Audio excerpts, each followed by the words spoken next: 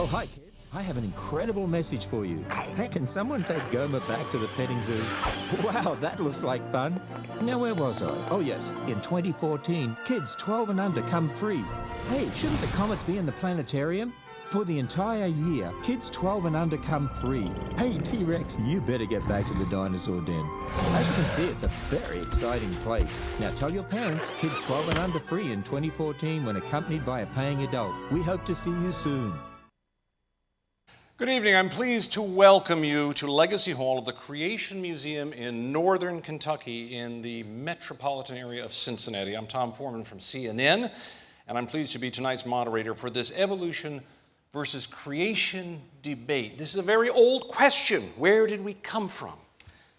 My answer is from Washington this morning by airplane. But there is a much more profound, longer answer that people have sought after for a long time. So tonight's question to be debated is the following. Is creation a viable model of origins in today's modern scientific era?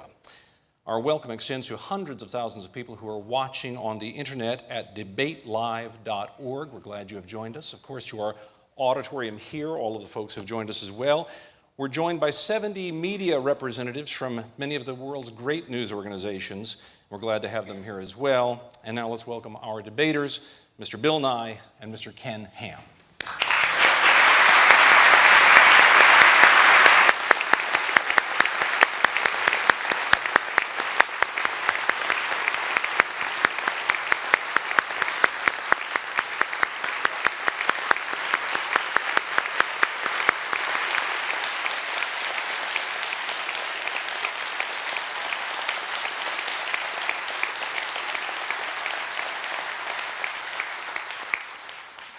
We had a coin toss earlier to determine who would go first of these two men. The only thing missing was Joe Namath in a fur coat, but it went very well. Mr. Ham won the coin toss, and he opted to speak first. But first, let me tell you a little bit about both of these gentlemen. Mr. Nye's website describes him as a scientist, engineer, comedian, author, and inventor. Mr. Nye, as you may know, produced a number of award-winning TV shows, including the program he became so well known for, Bill Nye, the Science Guy. While working on the Science Guy show, Mr. Nye won 7 National Emmy Awards for writing, performing, and producing the show, won 18 Emmys in 5 years. In between creating the shows, he wrote 5 kids' books about science, including his latest title, Bill Nye's Great Big Book of Tiny Germs. Bill Nye is the host of 3 television series. His program, The 100 Greatest Discoveries, airs on the Science Channel. The Eyes of Nye airs on PBS stations across the country. He frequently appears on interview programs to discuss a variety of science topics. Mr. Nye serves as executive director of the Planetary Society, the world's largest space interest group. He is a graduate of Cornell with a Bachelor's of Science degree in mechanical engineering. Mr. Ken Ham is the president and co-founder of Answers in Genesis, a Bible-defending organization that upholds the authority of the scriptures from the very first verse. Mr. Ham is the man behind the popular high-tech Creation Museum where we're holding this debate. The museum has had 2 million visitors in 6 years and has attracted much of the world's media. The Answers in Genesis website is well-trafficked with 2 million visitors alone last month. Mr. Ham is also a best-selling author, a much-in-demand speaker, and the host of a daily radio feature carried on 700-plus stations. This is his second public debate on evolution and creation. The first was at Harvard in the 1990s. Mr. Ham is a native of Australia. He earned a bachelor's degree in applied science with an emphasis in environmental biology from the Queensland Institute of Technology, as well as a diploma of education at the University of Queensland in Brisbane, Australia. And now, Mr. Ham, you opted to go first, so you will be first with your 5-minute opening statement. Well, good evening. I know that not everyone watching this debate will necessarily agree with what I have to say, but I'm an Aussie and live over here in America, and they tell me I have an accent, and so it doesn't matter what I say. Some people tell me, we just like you here saying it. So I hope you enjoy me saying it anyway. Well, the debate topic is this: is creation a viable model of origins in today's modern scientific era? You know, when this was first announced on the internet, there are lots of statements like this one from the Richard Dawkins Foundation: scientists should not debate creationists, period. And this one from one of the discovery.com websites, should scientists debate creationists? You know, right here I believe there's a gross misrepresentation in our culture. We're seeing people in being indoctrinated to believe that creationists can't be scientists. I believe it's all a part of secularists hijacking the word science. I want you to meet a modern-day scientist who is a biblical creationist. My name is Stuart Burgess. I'm a professor of engineering design at Bristol University in the UK. My name is Stuart Burgess. I'm a professor of engineering design at Bristol University in the UK. I have published over 130 scientific papers on the science of design in engineering and biological systems. From my research work, I have found that the scientific evidence fully supports creationism as the best explanation to origins. I've also designed major parts of spacecraft launched by ESA and NASA. So here's a biblical creationist who's a scientist who's also an inventor. And I want young people to understand that. You know, the problem, I believe, is this. We need to define terms correctly. We need to define creation, evolution in regard to origins, and we need to define science. And in this opening statement, I want to concentrate on dealing with the word science. I believe the word science has been hijacked by secularists. Now, what is science? Well, the origin of the word comes from the classical Latin scientia, which means to know. And if you look up a dictionary, it'll say science means state of knowing, knowledge. But there's different types of knowledge, and I believe this is where the confusion lies. There's experimental or observational science, as we call it. That's using the scientific method, observation, measurement, experiment, testing. That's what produces our technology, computers, spacecraft, jet planes, smoke detectors, looking at DNA, antibiotics, medicines and vaccines. You see, all scientists, whether creationists or evolutionists, actually have the same observational or experimental science. And it doesn't matter whether you're a creationist or an evolutionist, you can be a great scientist. For instance, here's an atheist who is a great scientist, Craig Venter, one of the first researchers to sequence the human genome. Or Dr. Raymond Damadian. He is a man who invented the MRI scanner and revolutionized medicine. He's a biblical creationist. But I want us to also understand molecules to man evolution belief has nothing to do with developing technology. You see, when we're talking about origins, we're talking about the past. We're talking about our origins. We weren't there. You can't observe that, whether it's molecules to man evolution or whether it's a creation account. When you're talking about the past, we like to call that origins or historical science, knowledge concerning the past. Here at the Creation Museum, we make no apology about the fact that our origins or historical science actually is based upon the biblical account of origins. Now, when you research science textbooks being used in public schools, what we found is this. By and large, their origins or historical science is based upon man's ideas about the past, for instance, the ideas of Darwin. And our research has found that public school textbooks are using the same word science for observational science and historical science. They arbitrarily define science as naturalism and outlaw the supernatural. They present molecules to man evolution as fact. They are imposing, I believe, the religion of naturalism or atheism on generations of students. You see, I assert that the word science has been hijacked by secularists in teaching evolution to force the religion of naturalism on generations of kids. Secular evolutionists teach that all life developed by natural processes from some primordial form, that man is just an evolved animal, which has great bearing on how we view life and death. For instance, as Bill states, it's very hard to accept for many of us that when you die, it's over. But you see, the Bible gives a totally different account of origins, of who we are, where we came from, the meaning of life, and our future. That through one man sin entered the world and death through sin, but that God so loved the world that he gave his only begotten Son, whoever believes in him should not perish and have everlasting life. So, is creation a viable model of origins in today's modern scientific era? I say the creation-evolution debate is a conflict between two philosophical worldviews based on two different accounts of origins or science beliefs, and creation is the only viable model of historical science confirmed by observational science in today's modern scientific era. And that is time. I have the unenviable job of being the timekeeper here.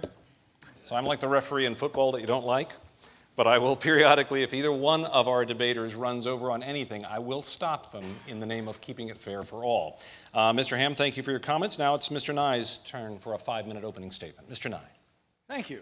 It's a pleasure to be here. I very much appreciate you including me in your facility here. Now, looking around the room, I think I see just one bow tie. Is that right? Just one. I'm telling you, one should try. Oh, yes, two. That's great. I started wearing bow ties when I was young in high school. My father showed me how, his father showed him. And there's a story associated with this, which I find remarkable. My grandfather was in the Rotary, and he attended a convention in Philadelphia. And even in those days, at the turn of the last century, people rented tuxedos. And the tuxedo came with a bow tie, untied bow tie. So he didn't know how to tie it, so wasn't sure what to do, but he just took a chance. He went to the hotel room next door, knocked on the door, excuse me, can you help me tie my tie? And the guy said, sure, lie down on the bed. So my grandfather, he wanted to have the tie on, wasn't sure what he was getting into, so he is said to have lain on the bed, and the guy tied a perfect bow tie knot, and quite reasonably, my grandfather said, thank you. Why'd I have to lie down on the bed? The guy said, I'm an undertaker. It's really the only way I know how to do it. Now, that story was presented to me as a true story. It may or may not be, but it gives you something to think about, and it's certainly something to remember. So here tonight, we're going to have two stories, and we can compare Mr. Ham's story to the story from what I will call the outside, from mainstream science. The question tonight is, does Ken Ham's creation model hold up? Is it viable? So let me ask you all, what would you be doing if you weren't here tonight? That's right, you'd be home watching CSI. CSI Petersburg. Is that coming? I think it's coming.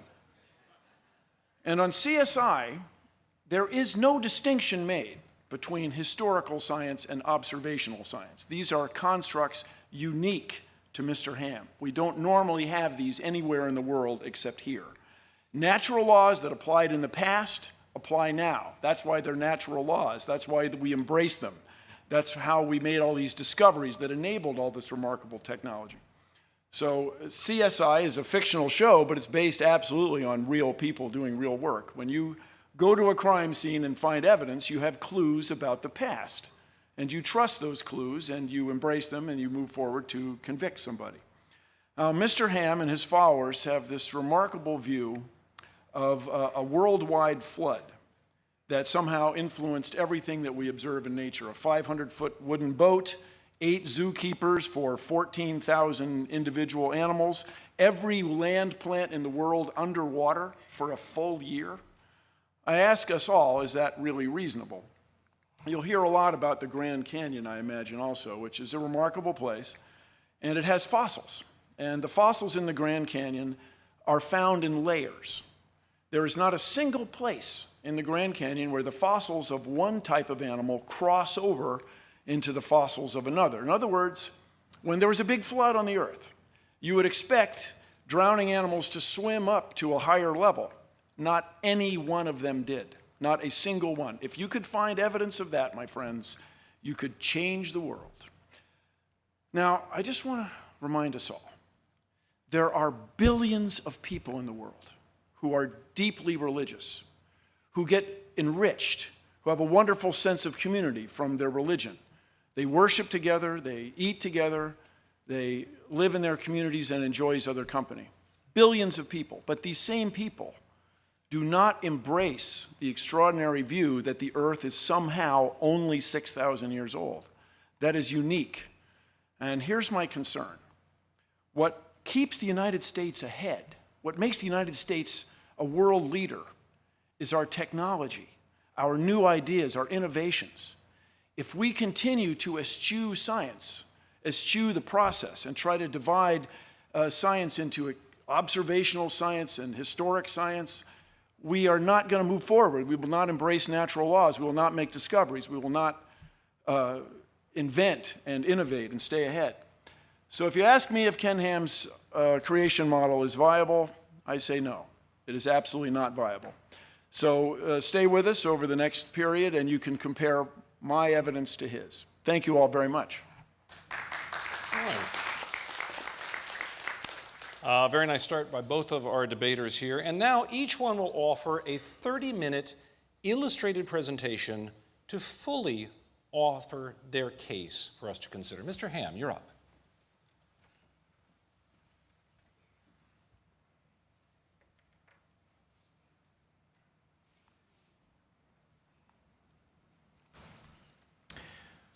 Well, the debate topic was, is creation a viable model of origins in today's modern scientific era? And I made this statement at the end of my opening statement. Creation is the only viable model of historical science confirmed by observational science in today's modern scientific era. And I said, what we need to be doing is actually defining our terms, and particularly three terms: science, creation, and evolution. Now, I discussed the meaning of the word science and what is meant by experimental or observational science briefly, and that both creationists and evolutionists can be great scientists, for instance. I mentioned Craig Venter, a biologist. He's an atheist, and he's a great scientist. He was one of the first researchers to sequence the human genome. I also mentioned Dr. Raymond Damadian, who actually invented the MRI scanner. I want you to meet a biblical creationist who is a scientist and inventor. Hi, my name is Dr. Raymond Damadian. I am a young Earth creation scientist and believe that God created the world in 6 24-hour days, just as recorded in the book of Genesis. By God's grace and the devoted prayers of my godly mother-in-law, I invented the MRI scanner in 1969. The idea that scientists who believe the Earth is 6,000 years old cannot do real science is simply wrong. Well, he's most adamant about that. And actually, he revolutionized medicine, and he's a biblical creationist. And I encourage children to follow people like that and make them their heroes. Let me introduce you to another biblical creation scientist. My name is Danny Faulkner. I received my PhD in astronomy from Indiana University. For 26 and a half years, I was professor at the University of South Carolina, Lancaster, where I hold the rank of Distinguished Professor Emeritus. Upon my retirement from the university in January of 2013, I joined the research staff at Answers in Genesis. I'm a stellar astronomer.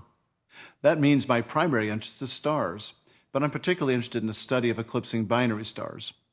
And I've published many articles in the astronomy literature, places such as the Astrophysical Journal, the Astronomical Journal, and the Observatory. There is nothing in observational astronomy that contradicts a recent creation. I also mentioned Dr. Stuart Burgess, Professor of Engineering Design at Bristol University in England. Now, he designed a double-action worm gear set for the 3 hinges of the robotic arm on a very expensive satellite. And if that had not worked, if that gear set had not worked, that whole satellite would have been useless. Yet Dr. Burgess is a biblical creationist who believes just as I believe. Now, think about this for a moment. Are scientists like Dr. Burgess, who believe in creation just as I do, a small minority in the scientific world? But let's see what he says about scientists believing in creation. I find that many of my colleagues in academia are sympathetic to the creationist viewpoint, including biologists. However, they are often afraid to speak out because of the criticisms they would get from the media and atheist lobby. I agree, that's a real problem today.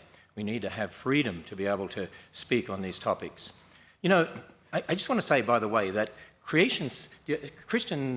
non-Christian scientists, I should say, non-Christian scientists are really borrowing from the Christian worldview anyway to carry out their experimental or observational science. Think about it. When they're doing observational science using the scientific method, they have to assume the laws of logic, they have to assume the laws of nature, they have to assume the uniformity of nature. I mean, think about it. If the universe came about by natural processes, where'd the laws of logic come from? Did they just pop into existence? Are we in a stage now where we only have half logic? So you see, I have a question for Bill Nye. How do you account for the laws of logic and the laws of nature from a naturalistic worldview that excludes the existence of God? Now, in my opening statement, I also discussed a different type of science or knowledge, origins or historical science. See, again, there's a confusion here, there's a misunderstanding here. People, by and large, have not been taught to look at what you believe about the past as different to what you're observing in the present. You don't observe the past directly.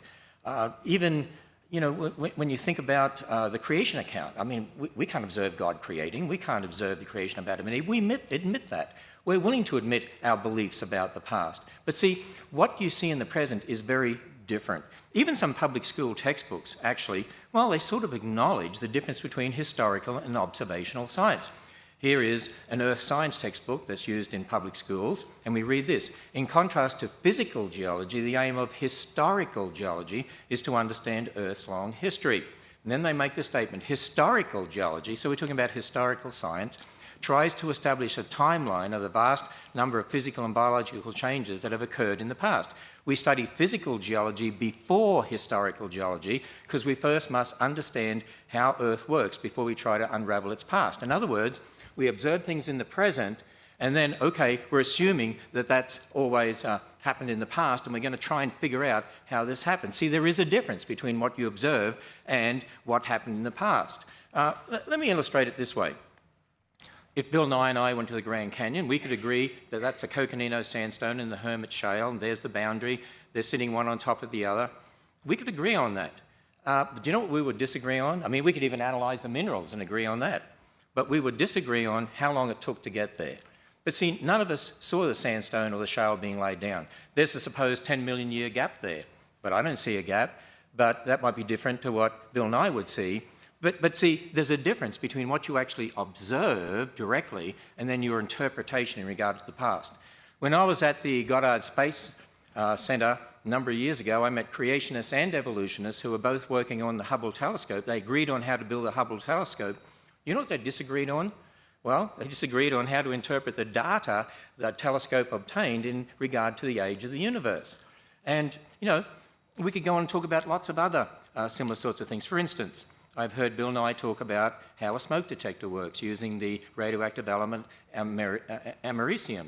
And you know what? I totally agree with him on that. We agree how it works. We agree how radioactivity enables that to work. But if you're then going to use radioactive elements and talk about the age of the Earth, you've got a problem because you weren't there. We've got to understand parent elements, daughter elements, and so on. We could agree whether you're a creationist or evolutionist on the technology to put the rover on Mars, but we're going to disagree on how to interpret the origin of Mars. I mean, there are some people that believe there was even a global flood on Mars and there's no liquid water on Mars. But, you know, we're going to disagree maybe on our interpretation of origins, and you can't prove either way because, not from an observational science perspective, because we've only got the present. Creationists and evolutionists both work on medicines and vaccines. You see, it doesn't matter whether you're a creationist or an evolutionist, all scientists have the same experimental or observational science. So I have a question for Bill Nye. Can you name one piece of technology that could only have been developed starting with a belief in molecules to man evolution? Now, here's another important fact. Creationists and evolutionists all have the same evidence.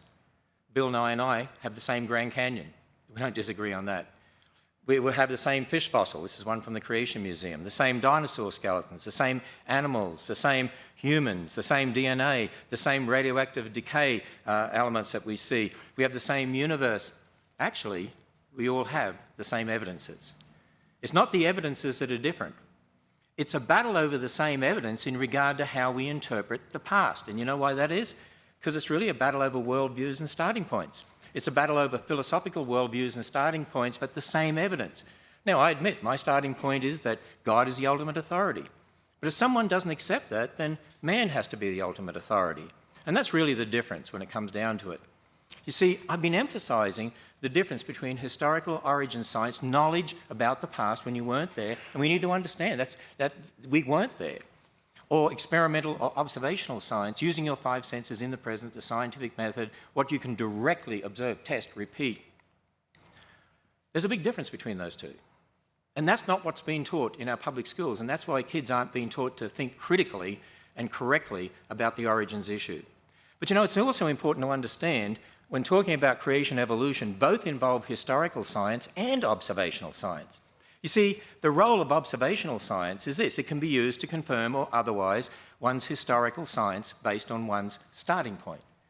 Now, when you think about the debate topic and what I affirmed concerning creation, if our origins or historical science based on the Bible's account of origins is true, then there should be predictions from this that we can test using observational science, and there are.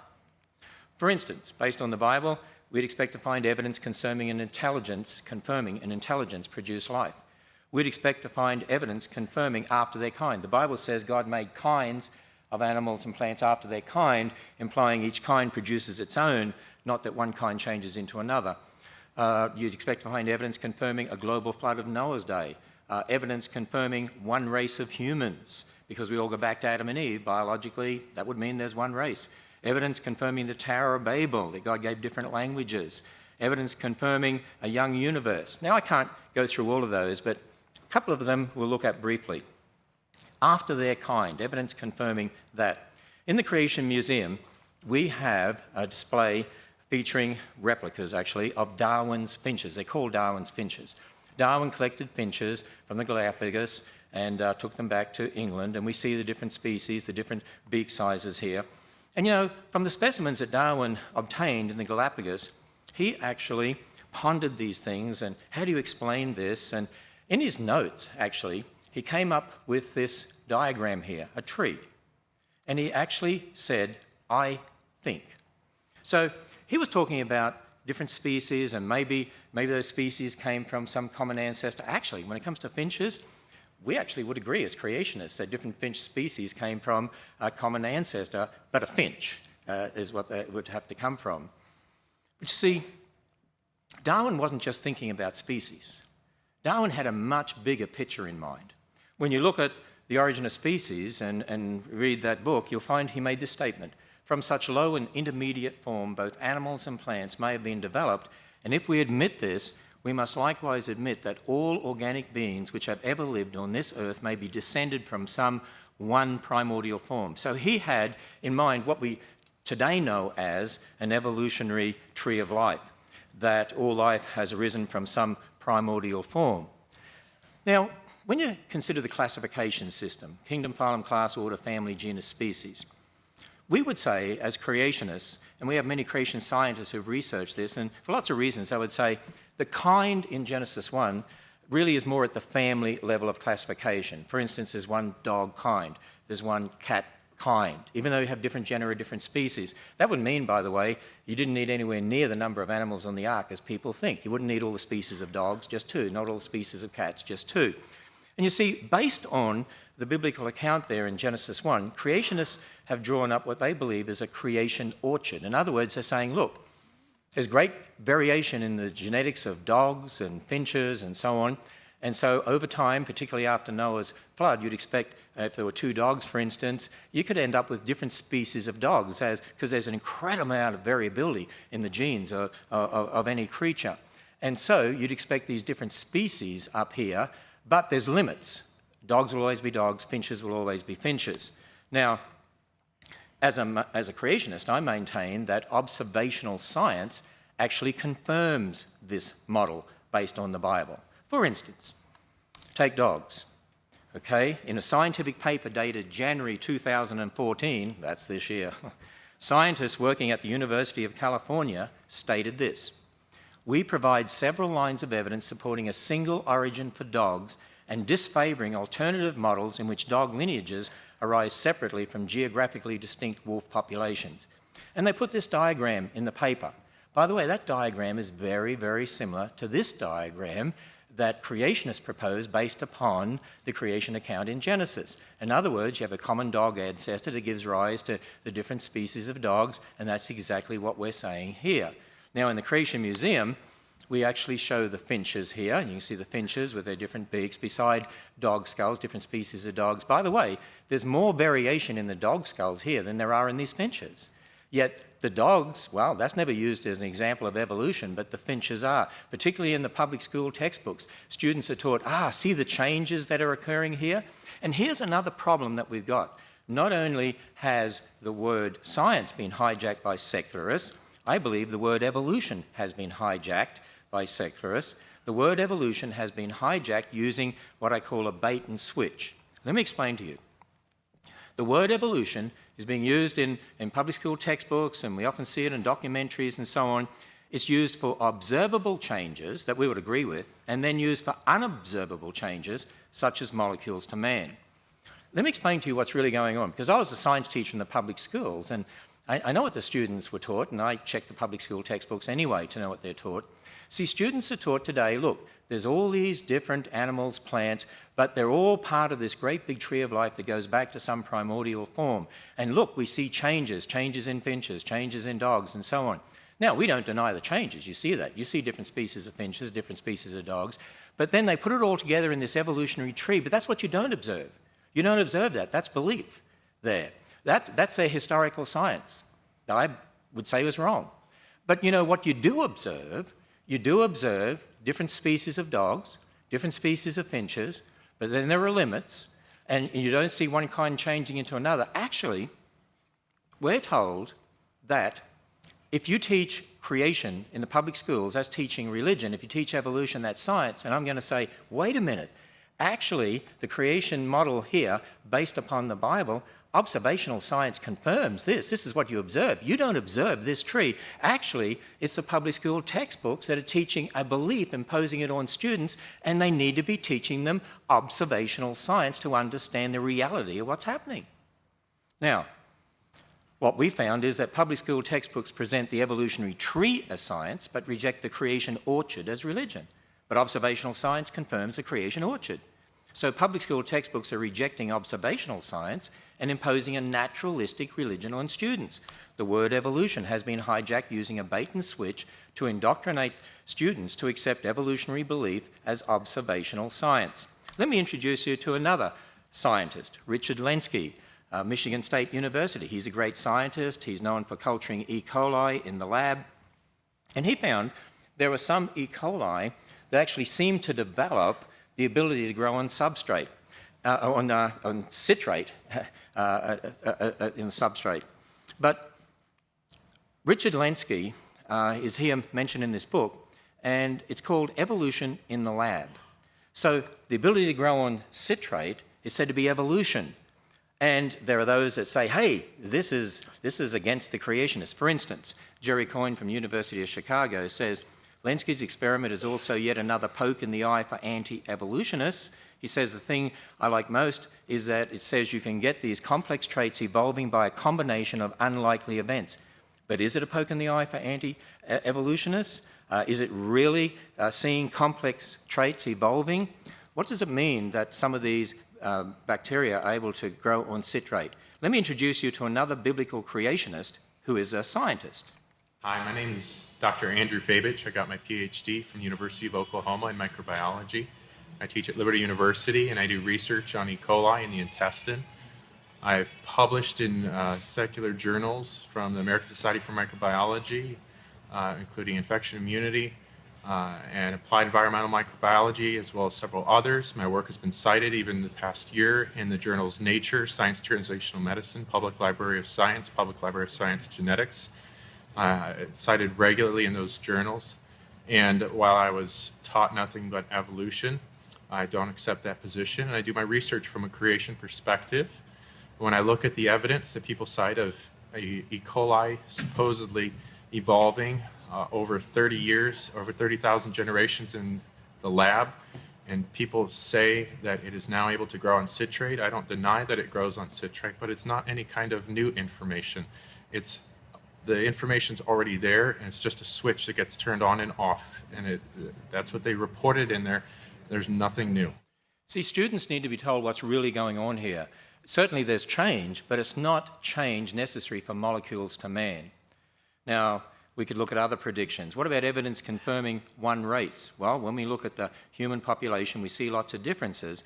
But based on Darwin's ideas of human evolution as presented in The Descent of Man, I mean, Darwin did teach in The Descent of Man there are lower races and higher races. Would you believe that back in the 1900s, one of the most popular biology textbooks used in the public schools in America taught this? At the present time, there exist upon Earth 5 races, or varieties of man, and finally the highest type of all, the Caucasians, represented by the civilized white inhabitants of Europe and America. Can you imagine if that was in the public schools today? And yet, that's what was taught, but it was based on Darwin's ideas that are wrong. You have a wrong foundation. You're going to have a wrong worldview. Now, had they started from the Bible and from the creation account in the Bible, What does it teach? Well, we're all descendants of Adam and Eve. We go through the Tower of Babel, different languages, so different people groups formed, distinct characteristics, but we'd say, you know what, that means there's biologically only one race of humans. Well, I mentioned Dr. Venter before, and he was a researcher with the Human Genome Project, and you'll remember in the year 2000, this was headline news, and what we read was this: they had put together a draft of the entire sequence of the human genome and unanimously declared there is only one race, the human race. Wow, who would have guessed? But you see, there we have observational science confirming the creation account, not confirming at all Darwin's ideas. Now, there's much more that could be said on each of these topics. Obviously, you can't do that in a short time like this, and you could do a lot more research. I suggest you visit our website at Answers in Genesis for a lot more information. So, the debate topic, is creation a viable model of origins in today's scientific era? I said we need to define the terms, and particularly the term science and the term evolution, and I believe we need to understand how they're being used to impose an anti-God religion on generations of unsuspecting students. You see, I keep emphasizing we do need to understand the difference between experimental or observational science and historical science. And you know what? The secularists don't like me doing this because they don't want to admit that there's a belief aspect to what they're saying, and there is, and they can't get away from it. Let me illustrate this with a statement from Bill Nye. That you can show the Earth is not flat. You can show the Earth is not 10,000 years old. By the way, I agree. You can show the Earth is not flat. There's a video from the Galileo spacecraft showing the Earth, and speeded up, of course, but spinning. You can see it's a sphere. You can observe that. You can't observe the age of the Earth. You don't see that. You see, again, I emphasize there's a big difference between historical science, talking about the past, and observational science, talking about the present. And I believe what's happening is this, that students are being indoctrinated by the confusion of terms, the hijacking of the word science and the hijacking of the word evolution in a bait and switch. Let me illustrate further with this video clip, because here I assert that Bill Nye is equating observational science with historical science, and I also say it's not a mystery when you understand the difference. Apparently, people with these deeply held religious beliefs, they embrace that whole literal interpretation of the Bible as written in English as a worldview, and at the same time, they accept aspirin, antibiotic drugs, airplanes, but they're able to hold these two worldviews, and this is a mystery. Actually, I suggest to you it's not a mystery. You see, when I'm talking about antibiotics, aspirin, smoke detectors, jet planes, that's Ken Ham, the observational science bloke. I'm an Australian. We call guys blokes, okay? But when you're talking about creation in thousands of years or the age of the Earth, that's Ken Ham, the historical science bloke. I'm willing to admit that. Now, when Bill Nye's talking about aspirin, antibiotics, jet planes, smoke detectors, he does a great job at that. I used to enjoy watching him on TV too. That's Bill Nye, the observational science guy. But when he's talking about evolution in millions of years, I'm challenging him that that's Bill Nye, the historical science guy, and I challenge the evolutionists to admit the belief aspects of their particular worldview. Now, at the Creation Museum, we're only too willing to admit our beliefs based upon the Bible, but we also teach people the difference between beliefs and what one can actually observe and experiment with in the present. I believe we're teaching people to think critically and to think in the right terms about science. I believe it's the creationists that should be educating the kids out there, because we're teaching them the right way to think. You know, we admit our origins of historical science is based upon the Bible, but I'm just challenging evolutionists to admit the belief aspects of evolution and be upfront about the difference here. As I said, I'm only too willing to admit my historical science based on the Bible. And let me further go on and define the term creation as we use it. By creation, we mean, here at Answers in Genesis and the Creation Museum, we mean the account based on the Bible. Yes, I take Genesis as literal history, as Jesus did. And here at the Creation Museum, we walk people through that history. We walk them through creation, a perfect creation. God made Adam and Eve, land animal kind, sea creatures, and so on. And then sin and death entered the world, so there was no death before sin. That means, how can you have billions of dead things before man sinned? And then the catastrophe of Noah's flood. If there was a global flood, you'd expect to find billions of dead things buried in rock layers laid down by water all over the earth.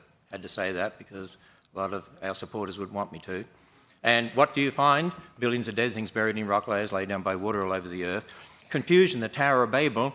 God gave different languages, so you get different people groups. So this is the geological, astronomical, anthropological, biological history as recorded in the Bible. So this is concerning what happened in the past that explains the present. And then, of course, that God's Son stepped into history to be Jesus Christ, the God-man, to die on the cross, be raised from the dead, and one day there's going to be a new heavens and a new earth to come. And, you know, not only is this an understanding of history to explain the geology, biology, astronomy, and so on, to connect the present to the past, but it's also a foundation for our whole worldview. For instance, in Matthew 19, when Jesus was asked about marriage, he said, "Have you not read? He which made the beginning made them male and female, and said, for this cause shall a man leave his father and mother and be joined to his wife, and they'll be one flesh." He quoted from Genesis as literal history, Genesis 1 and 2. God invented marriage, by the way. That's where marriage comes from, and it's to be a man and a woman. And not only marriage, ultimately, every single biblical doctrine of theology, directly or indirectly, is founded in Genesis. Why is there sin in the world? Genesis. Why is there death? Genesis. Why do we wear clothes? Genesis. Why did Jesus die on a cross? Genesis. It's a very important book. It's foundational to all Christian doctrine. And you see, when we look at that, what I call the 7 C's of history that we walk people through here at the museum, think about how it all connects together. A perfect creation, it'll be perfect again in the future. Sin and death entered the world. That's why God's Son died on the cross, and to conquer death and offer a free gift of salvation. The flood of Noah's day, a reminder that the flood was a judgment because of man's wickedness, but at the same time a message of God's grace and salvation, as Noah and his family had to go through a door to be saved, so we need to go through a door to be saved. Jesus Christ said, "I am the door, by me if any man enter in, he'll be saved." And we make no apology about the fact that what we're on about is this: if you confess with your mouth the Lord Jesus and believe in your heart God has raised him from the dead, you'll be saved. Now, as soon as I say that, people say, see, if you allow creation in schools, for instance, if you allow students to even hear about it, this is religion. You know, let me illustrate this, talking about a recent battle in Texas over textbooks in the public school. A newspaper report said this: textbook and classroom curriculum battles have long ranged in Texas, pitting creationists, those who see God's hand in the creation of the universe, against academics. Stop right there. Notice, creationists, academics. Creationists can't be academics. Creationists can't be scientists. See, it's the way things are worded out there. It's an indoctrination that's going on, who worry about religious and political ideology trumping scientific fact. Wait a minute, what do they mean by science? You're talking about what you observe, or you're talking about your beliefs about the past? Now, Kathy Miller is the president of the Texas Freedom Network, and she's vocally spoken out. She's spoken out about this textbook battle there in Texas. And the mission statement of the organisation she's president of says, the Texas Freedom Network advances a mainstream agenda of religious freedom and individual liberties to counter the religious right. Religious freedom, individual liberties. And then she makes this statement: science education, what does she mean by science, should be based on mainstream science education, not on personal ideological beliefs of unqualified reviewers. Wait a minute, they want religious liberty and not personal ideological beliefs? I assert this. Public school textbooks are using the same word science for observational and historical science. They arbitrarily define science as naturalism and outlaw the supernatural. They present molecules to man evolution as fact, and they're imposing the religion of naturalism on generations of students. They're imposing their ideology on the students, that everything's explained by natural processes. That is a religion. What does she mean by religious liberty? They tolerate their religion. See, the battle is really about authority. It's more than just science or evolution or creation. It's about who is the authority in this world, man or God. If you start with naturalism, then what about morals? Who decides right and wrong? Well, it's subjective. Marriage, well, whatever you want it to be. Get rid of old people. I mean, why not? I mean, they're just animals. They're costing us a lot of money. Abortion, get rid of spare cats, get rid of spare kids. We're all animals. But if you start from God's word, there are moral absolutes. God decides right and wrong. Marriage, one man and one woman. Sanctity of life. We care for old people. They're made in the image of God. Life begins at fertilization, so abortion is killing a human being. We do see the collapse of Christian morality in our culture and increasing moral relativism because generations of kids are being taught the religion of naturalism and that the Bible can't be trusted. And so again I say, creation is the only viable model of historical science confirmed by observational science in today's modern scientific era.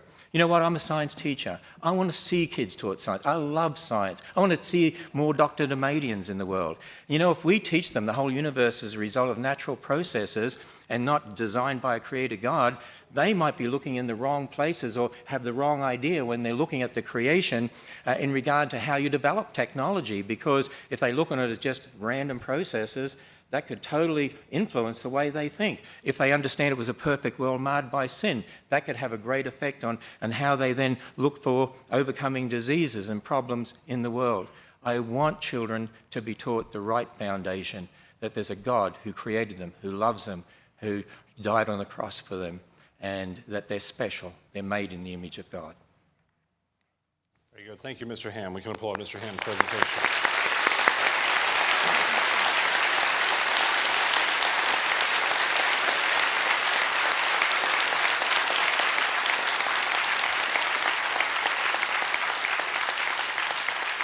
And you know, it did occur to me when you had my old friend Larry King up there, you know, you could have just asked him. He's been around a long time, and he's a smart guy. He could probably answer it for all of us. Now, let's all be attentive to Mr. Nye as he gives us his 30-minute presentation. Thank you very much. And Mr. Ham, I learned something. Thank you. But let's take it back around to the question at hand. Does Ken Ham's creation model hold up? Is it viable? So for me, of course, well, take a look. We're here in Kentucky on layer upon layer upon layer of limestone. I stopped at the side of the road today and picked up just a piece of limestone that has a fossil right there. Now, in these many, many layers, in this vicinity of Kentucky, there are coral animals, fossil, zooxanthellae. And when you look at it closely, you can see that they live their entire lives. They lived typically 20 years, sometimes more than that, if the water conditions are correct. And so we are standing on millions of layers of ancient life. How could those animals have lived their entire life and formed these layers in just 4,000 years? There isn't enough time since Mr. Ham's flood for this limestone that we're standing on to have come into existence. My scientific colleagues go to places like Greenland, the Arctic, they go to Antarctica, and they drill into the ice with hollow drill bits. It's not that extraordinary. Many of you have probably done it yourselves, drilling other things, hole saws to put locks in doors, for example.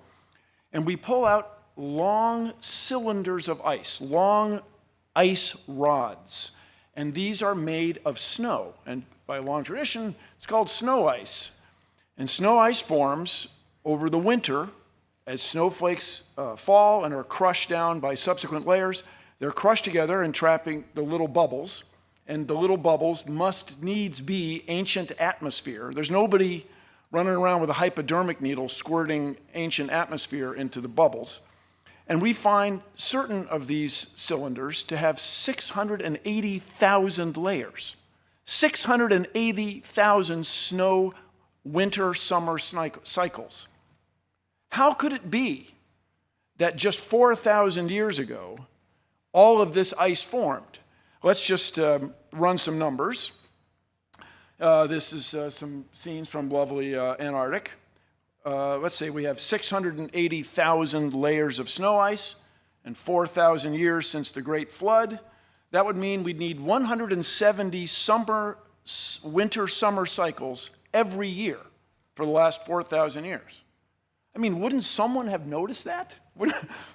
Wow, wouldn't someone have noticed that there's been winter, summer 170 times one year? If we go to California, we find enormous stands of bristlecone pines. Some of them are over 6,000 years old, 6,800 years old. There's a famous tree in Sweden, Old Tycho, is 9,550 years old. How could these trees be there if there was an enormous flood just 4,000 years ago? You can try this yourself, everybody. I don't mean to be mean to trees, but get a sapling and put it underwater for a year it will not survive in general, nor will its seeds. They just won't make it. So how could these trees be that old if the earth is only 4,000 years old? Now, when we go to the Grand Canyon, which is an astonishing place, and I recommend to everybody in the world to someday visit the Grand Canyon, you find layer upon layer of ancient rocks. And if there was this enormous flood that you speak of, wouldn't there have been churning and bubbling and roiling? How would these things have settled out? Your claim that they settled out in an extraordinary short amount of time is, for me, not satisfactory. You can look at these rocks, you can look at rocks that are younger, you can go to seashores where there's sand. This is what geologists on the outside do, study the rate at which soil is deposited at the end of rivers and deltas, and we can see that it takes a long, long time for sediments to turn to stone. Also, in this picture, you can see where one type of sediment has intruded on another type. Now, if that was uniform, wouldn't we expect it all to be even without intrusion? Furthermore, you can find places in the Grand Canyon where you see an ancient riverbed on that side going to an ancient riverbed on that side, and the Colorado River has cut through it. And by the way, if this great flood drained through the Grand Canyon, wouldn't there have been a Grand Canyon on every continent? How could we not have Grand Canyons everywhere if this water drained away in this extraordinary short amount of time, 4,000 years? Now, when you look at these layers carefully, you find these beautiful fossils. And when I say beautiful, I am inspired by them. They're remarkable because we are looking at the past. You find down low, you'll find what you might consider as rudimentary sea animals. Up above, you'll find the famous trilobites. Above that, you might find some clams, some oysters. And above that, you'll find some mammals. You never, ever find a higher animal mixed in with a lower one. You never find a lower one trying to swim its way to the higher one. If it all happened in such an extraordinary short amount of time, if this water drained away just like that, wouldn't we expect to see some turbulence? And by the way, anyone here, really, if you can find one example of that anywhere in the world, the scientists of the world challenge you. They would embrace you. You would be a hero. You would change the world if you could find one example of that anywhere. People have looked and looked and looked. They have not found a single one. Now, here's an interesting thing. These are fossil skulls that people have found all around the world. It's by no means representative of all the fossil skulls that have been found, but these are all over the place. Now, if you were to look at these, I can assure you not any of them is a gorilla, right? If, as Mr. Ham and his associates claim, there was just man and then everybody else, there were just humans and all other species, where would you put modern humans among these skulls? How did all these skulls get all over the earth in these extraordinary fashion? Where would you put us? Well, I can tell you we are on there, and I encourage you, when you go home, to look it up. Now, one of the extraordinary claims associated with Mr. Ham's worldview is that this giant boat, very large wooden ship, went aground safely on a mountain in the Middle East, what we now call the Middle East. And so places like Australia are populated then by animals who somehow managed to get from the Middle East all the way to Australia in the last 4,000 years. Now, that to me is an extraordinary claim. We would expect then, somewhere between the Middle East and Australia, we would expect to find evidence of kangaroos. We would expect to find some fossils, some bones. In the last 4,000 years, somebody would have been hopping along there and died along the way, and we'd find them. And furthermore, there's a claim that there was a land bridge that allowed these animals to get from Asia all the way to the continent of Australia, and that land bridge has disappeared in the last 4,000 years. No navigator, no diver, no U.S. Navy submarine. No one's ever detected any evidence of this, let alone any fossils of kangaroos. So your expectation is not met. It doesn't seem to hold up. So let's see, if there are 4,000 years since Ken Ham's flood, and let's say, as he said many times, there are 7,000 kinds. Today, the very, very lowest estimate is that there are about 8.7 million species. But a much more reasonable estimate is it's 50 million or even 100 million when you start counting the viruses and the bacteria and all the beetles that must be extant in the tropical rainforest that we haven't found.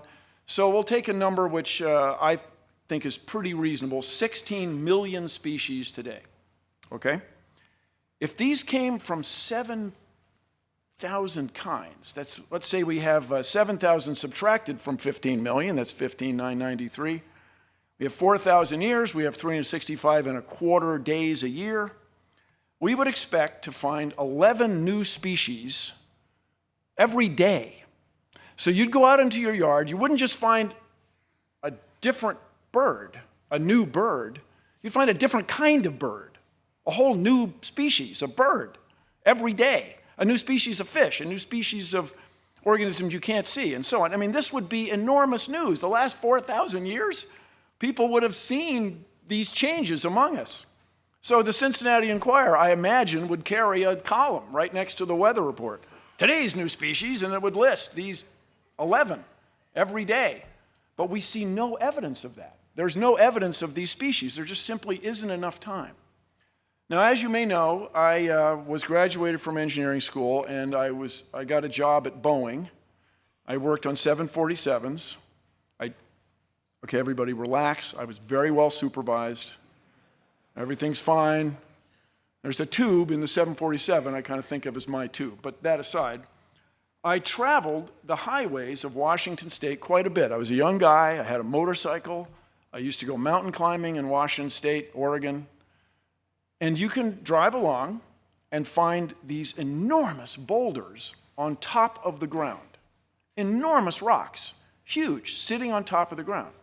Now, out there in regular academic pursuits, regular geology, people have discovered that there used to be a lake in what is now Montana, which we charmingly refer to as Lake Missoula. It's not there now, but the evidence for it, of course, is, if I may, overwhelming. And so an ice dam would form at Lake Missoula, and once in a while it would break. It would build up and break, and there were multiple floods in my old state of Washington State. And just before we go on, let me just say, go Seahawks. That was very gratifying for me. Anyway, you drive along the road, and there are these rocks. So if, as is asserted here at this facility, that the heavier rocks would sink to the bottom during a flood event, the big rocks, and especially their shape, instead of aerodynamic, the hydrodynamic, the water-changing shape as water flows past. You'd expect them to sink to the bottom. But here are these enormous rocks right on the surface, and there's no shortage of them. If you go driving in Washington State or Oregon, they're readily available. So how could those be there if the Earth is just 4,000 years old? How could they be there if this one flood caused that? Another remarkable thing I'd like everybody to consider, inherent in this worldview, is that somehow Noah and his family were able to build a wooden ship that would house 14,000 individuals. There are 7,000 kinds, and there's a boy and a girl for each one of those. So it's about 14,008 people. And these people were unskilled. As far as anybody knows, they had never built a wooden ship before. Furthermore, they had to get all these animals on there, and they had to feed them, and I understand that Mr. Ham has some explanations for that, which I frankly find extraordinary, but this is the premise of the bit. And we can then run a test, a scientific test. People in the early 1900s built an extraordinarily large wooden ship, the Wyoming. It was a 6-masted schooner, the largest one ever built. It had a motor on it for winching cables and stuff. But this boat had a great difficulty. It was not as big as the Titanic, but it was a very long ship. It would twist in the sea. It would twist this way, and this way. And in all that twisting, it leaked. It leaked like crazy. The crew could not keep the ship dry. And indeed, it eventually foundered and sank, loss of all 14 hands. So there were 14 crewmen aboard a ship built by very, very skilled shipwrights in New England. These guys were the best in the world at wooden shipbuilding. And they couldn't build a boat as big as the Ark is claimed to have been. Is that reasonable? Is that possible? That the best shipbuilders in the world couldn't do what 8 unskilled people, men and their wives, were able to do. If you visit the National Zoo in Washington, D.C., it's 163 acres, and they have 400 species. By the way, this picture that you're seeing was taken by spacecraft in space, orbiting the Earth. If you told my grandfather, let alone my father, that we had that capability, they would have been amazed. That capability comes from our fundamental understanding of gravity, of material science, of physics, and life science, where you go looking. This place is often, as any zoo, is often deeply concerned and criticized for how it treats its animals. They have 400 species on 163 acres, 66 hectares. Is it reasonable that Noah and his colleagues, his family, were able to maintain 14,000 animals and themselves and feed them aboard a ship that was bigger than anyone's ever been able to build? Now, here's the thing. What we want in science, science as practiced out on the outside, is an ability to predict. We want to have a natural law that is so obvious and clear, so well understood, that we can make predictions about what will happen. We can predict that we can put a spacecraft in orbit and take a picture of Washington, D.C. We can predict that if we provide this much room for an elephant, it will live healthily for a certain amount of time. So I'll give you an example. In the explanation provided by traditional science of how we came to be, we find, as Mr. Ham alluded to many times in his recent remarks, we find a sequence of animals in what generally is called the fossil record. This would be to say, when we look at the layers that you would find in Kentucky, you look at them carefully, you find a sequence of animals, a succession. And as one might expect, when you're looking at old records, there's some pieces seem to be missing, a gap. So scientists got to thinking about this. There are lungfish that jump from pond to pond in Florida and end up in people's swimming pools. And there are amphibians, frogs and toads, croaking and carrying on. And so people wondered if there wasn't a fossil or an organism, an animal that had lived, that had characteristics of both. People over the years had found that in Canada, there was clearly a fossil marsh, a place that used to be a swamp, had dried out. And they found all kinds of happy swamp fossils there, ferns, so on, organisms, animals, fish that were recognized.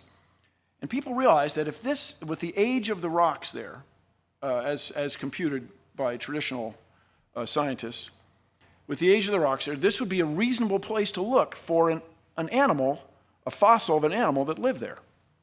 And indeed, scientists found it, Tiktaalik, this fish lizard guy. And they found several specimens. It wasn't one individual. In other words, they made a prediction that this animal would be found, and it was found. So far, Mr. Ham and his worldview, the Ken Ham creation model, does not have this capability. It cannot make predictions and show results. Here's an extraordinary one that I find remarkable. There are certain fish, the top minnows, that have the remarkable ability to have sex with other fish, traditional fish sex, and they can have sex with themselves. Now, one of the old questions in life science, everybody, one of the old sort of chin strokers, is why does any organism, whether you're an ash tree, a sea jelly, a squid, a marmot, why does anybody have sex? I mean, there are more bacteria in your tummy right now than there are humans on Earth. And bacteria, they don't bother with that, man. They just like split themselves in half. They get new bacteria. Like, let's get her done. Let's go. But why does think of all the trouble a rose bush goes to make a flower, and the thorns and the bees swimming, flying around, interacting. Why does anybody bother with all that? And the answer seems to be your enemies. And your enemies are not lions and tigers and bears. Oh my, no. Your enemies are germs and parasites. That's what's going to get you. Germs and parasites. My first cousin's son died tragically from essentially the flu. This is not some story I heard about. It's my first cousin once removed. Because apparently the virus had the right genes to attack his genes. So when you have sex, you have a new set of genes. You have a new mixture. So people studied these top minnows, and they found that the ones who reproduced sexually had fewer parasites than the ones that reproduced on their own. This black spot disease. Wait, there's more. In these populations, with flooding and so on, with river ponds get isolated, then they dry up, then the river flows again. In between, some of the fish will have sex with other fish sometimes, and they'll have sex on their own, what's called asexually. And those fish, the ones that are in between, sometimes this, sometimes that, they have an intermediate number of infections. In other words, the explanation provided by evolution made a prediction. And the prediction's extraordinary and subtle, but there it is. How else would you explain it? And to Mr. Ham and his followers, I say this is something that we in science want. We want the ability to predict. And your assertion that there's some difference between the natural laws that I use to observe the world today and the natural laws that existed 4,000 years ago is extraordinary and unsettling. I travel around. I have a great many family members in Danville, Virginia, one of the U.S.'s most livable cities. It's lovely. And I was driving along, and there was a sign in front of a church, Big Bang Theory, you got to be kidding me, God. Now, everybody, why would someone at the church, a pastor, for example, put that sign up unless he or she didn't believe that the Big Bang was a real thing? I just want to review briefly with everybody why we accept, in the outside world, why we accept the Big Bang. Edwin Hubble, there you go. You got to be kidding me, God. Edwin Hubble was sitting at Mount Wilson, which is up from Pasadena, California. On a clear day, you can look down and see where the Rose Parade goes. It's that close to civilization. But even in the early 1900s, the people who selected this site for astronomy picked an excellent site. The clouds and smog are below you. And Edwin Hubble sat there at this very big telescope night after night studying the heavens. And he found that the stars are moving apart. The stars are moving apart. And he wasn't sure why, but it was clear that the stars are moving farther and farther apart all the time. So people talked about it for a couple decades. And then eventually another astronomer, almost a couple decades, another astronomer, Fred Hoyle, just remarked, well, it was like there was a Big Bang. There was an explosion. This is to say, since everything's moving apart, it's very reasonable that at one time they were all together. And there's a place from whence these things expanded. And it was a remarkable insight. But people went still questioning it for decades. Science and conventional scientists questioning it for decades. These two researchers wanted to listen for radio signals from space, radio astronomy. And this is, while we have visible light for our eyes, there's a whole nother bunch of waves of light that are much longer. The microwaves in your oven are about that long. The radar at the airport is about that long. Your FM radio signals about like this. AM radio signals are a kilometer. They're several soccer fields. They went out listening, and there was this hiss, this tss, all the time that wouldn't go away. And they thought, oh, doggone it, there's some loose connector. They plugged in the connector.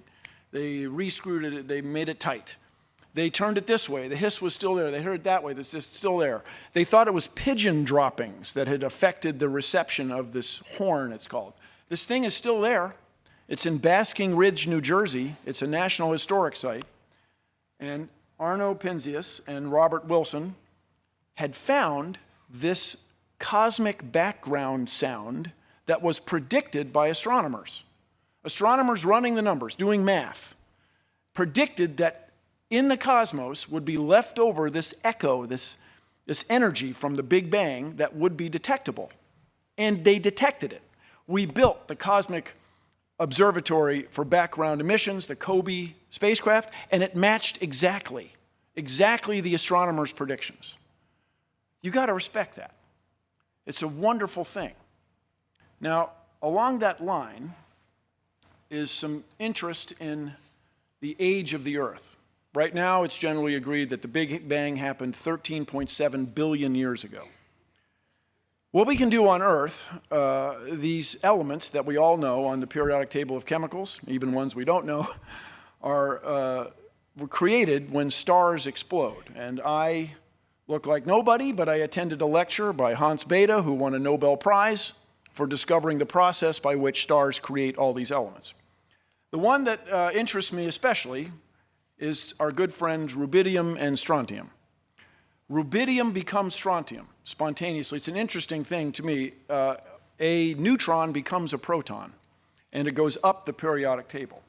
When lava comes out of the ground, molten lava, and it freezes, turns to rock, when the melt solidifies or crystallizes, it locks the rubidium and strontium in place. And so by careful assay, by being diligent, you can tell when the rock froze.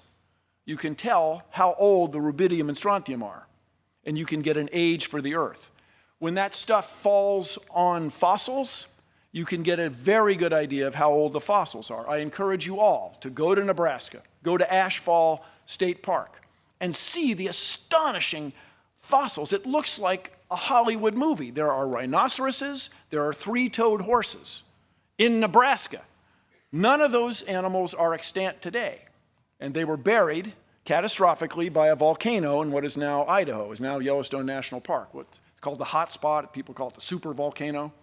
And it's a remarkable thing. Apparently, as I can tell you, as a Northwesterner around for Mount St. Helens, full disclosure, I'm on the Mount St. Helens board. When it goes off, it gives out a great deal of gas that's toxic and knocks these animals out. Looking for relief, they go to a watering hole, and then when the ash comes, they were all buried. It's an extraordinary place. Now, if in the bad old days you had heart problems, they would right away cut you open. Now we use a drug based on rubidium to look at the inside of your heart without cutting you open. Now, my Kentucky friends, I want you to consider this. Right now, there is no place in the Commonwealth of Kentucky to get a degree in this kind of nuclear medicine, this kind of drugs associated with that. I hope you find that troubling. I hope you're concerned about that. You want scientifically literate students in your Commonwealth for a better tomorrow for everybody. You can't get this here. You have to go out of state. Now, as far as the distance to stars, understand this is very well understood. It's February. We look at a star in February, we measure an angle to it, we wait 6 months, we look at that same star again, and we measure that angle. It's the same way carpenters built this building. It's the same way surveyors surveyed the land that we're standing on. And so by measuring the distance to a star, you can figure out how far away it is, that star, and then the stars beyond it and stars beyond that. There are billions of stars, more than 6,000 light years from here. A light year is a unit of distance, not a unit of time. There are billions of stars. Mr. Ham How could there be billions of stars more distant than 6,000 years if the world's only 6,000 years old? It's an extraordinary claim.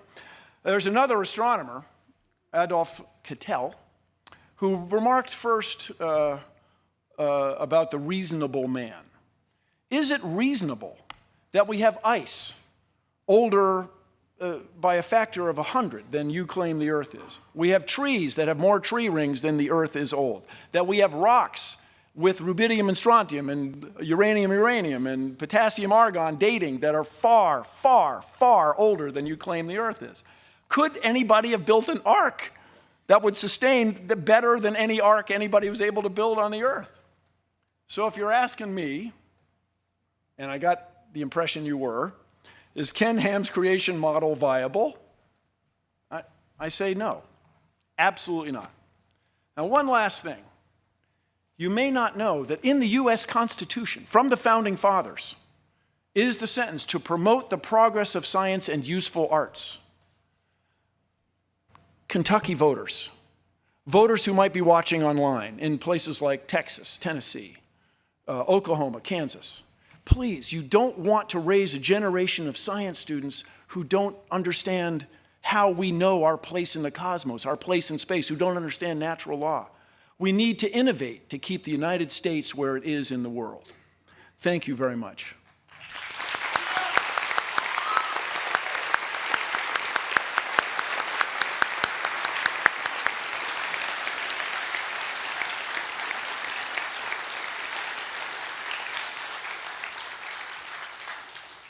That's a lot to take in. I hope everybody's holding up well. It's a lot of information. What we're going to have now is a 5-minute rebuttal time for each gentleman to address the other one's comments, and then there will be a 5-minute counter-rebuttal after that. Things are going to start moving a little more quickly now, so at this point in particular, I want to make sure we don't have applauding or anything else going on that slows it down. So, Mr. Ham, if you'd like to begin with your 5-minute rebuttal first.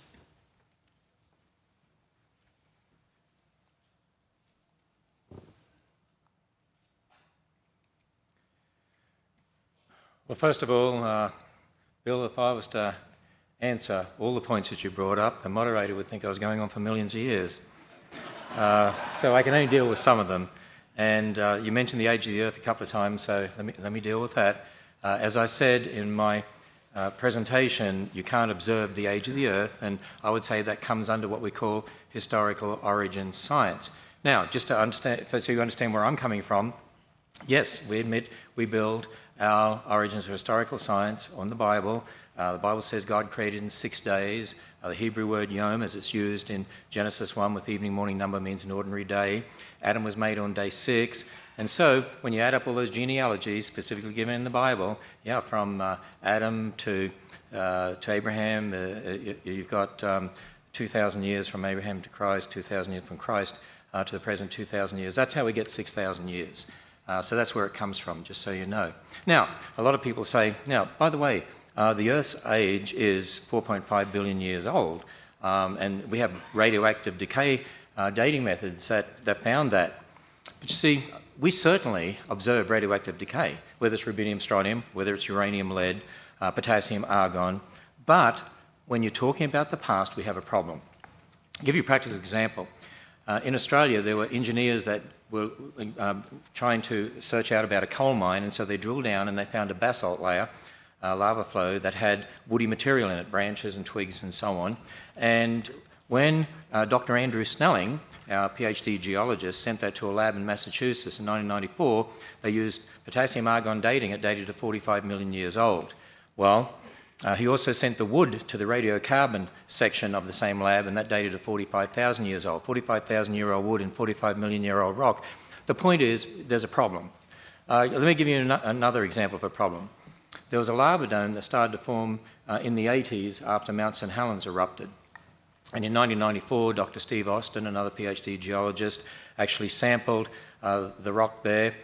He took whole rock, crushed it, sent it to the same lab, actually, I believe, and got a date of 0.35 million years. When he separated out the minerals, amphibole and pyroxene, and use potassium argon dating, you get 0.9 million, 2.8 million.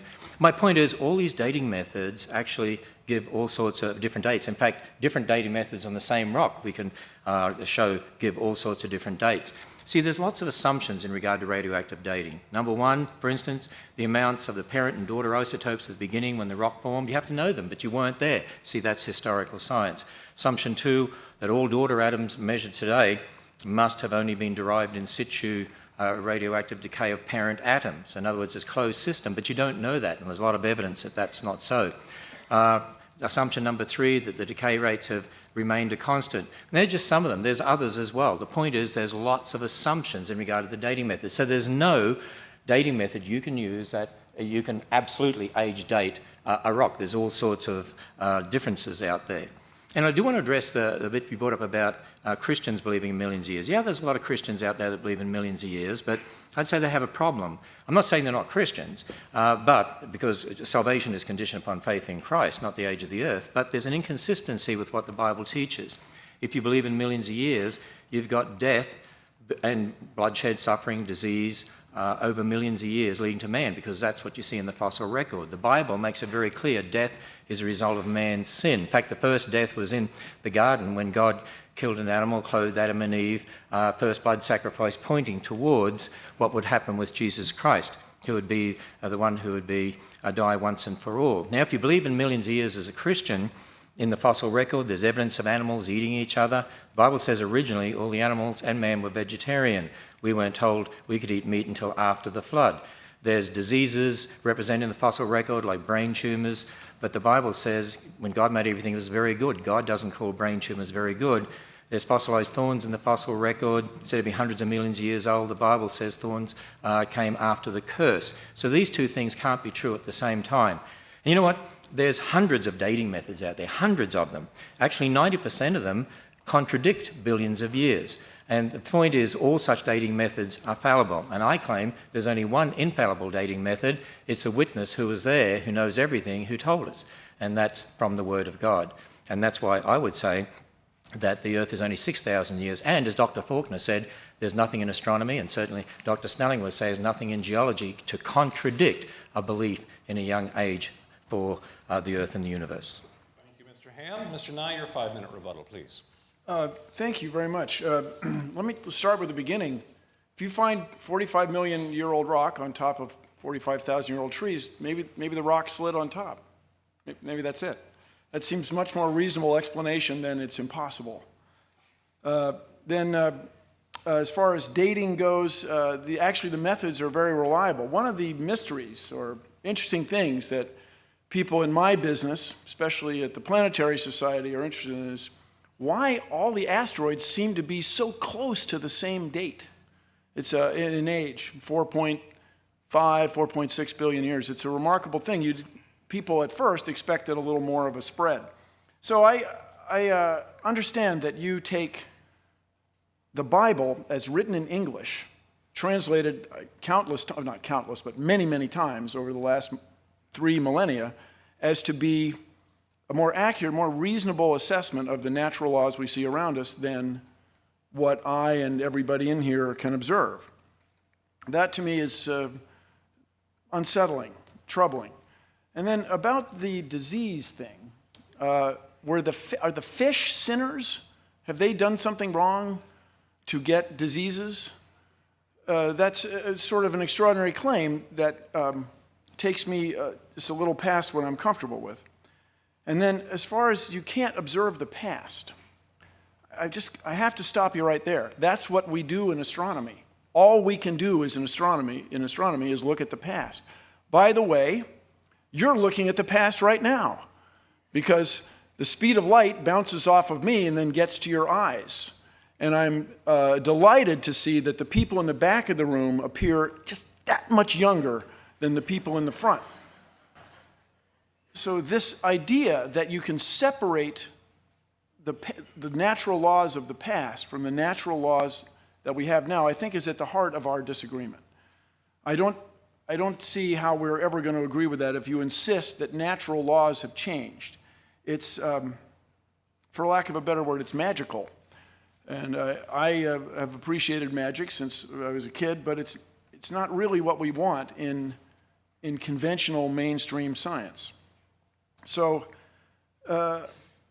your assertion that all the animals were vegetarians before they got on the ark, that's really remarkable. I have not spent a lot of time with lions, but I can tell they've got teeth that really aren't set up for broccoli. That these animals were vegetarians till this flood is something that I would ask you to provide a little more proof for. I give you the lion's teeth.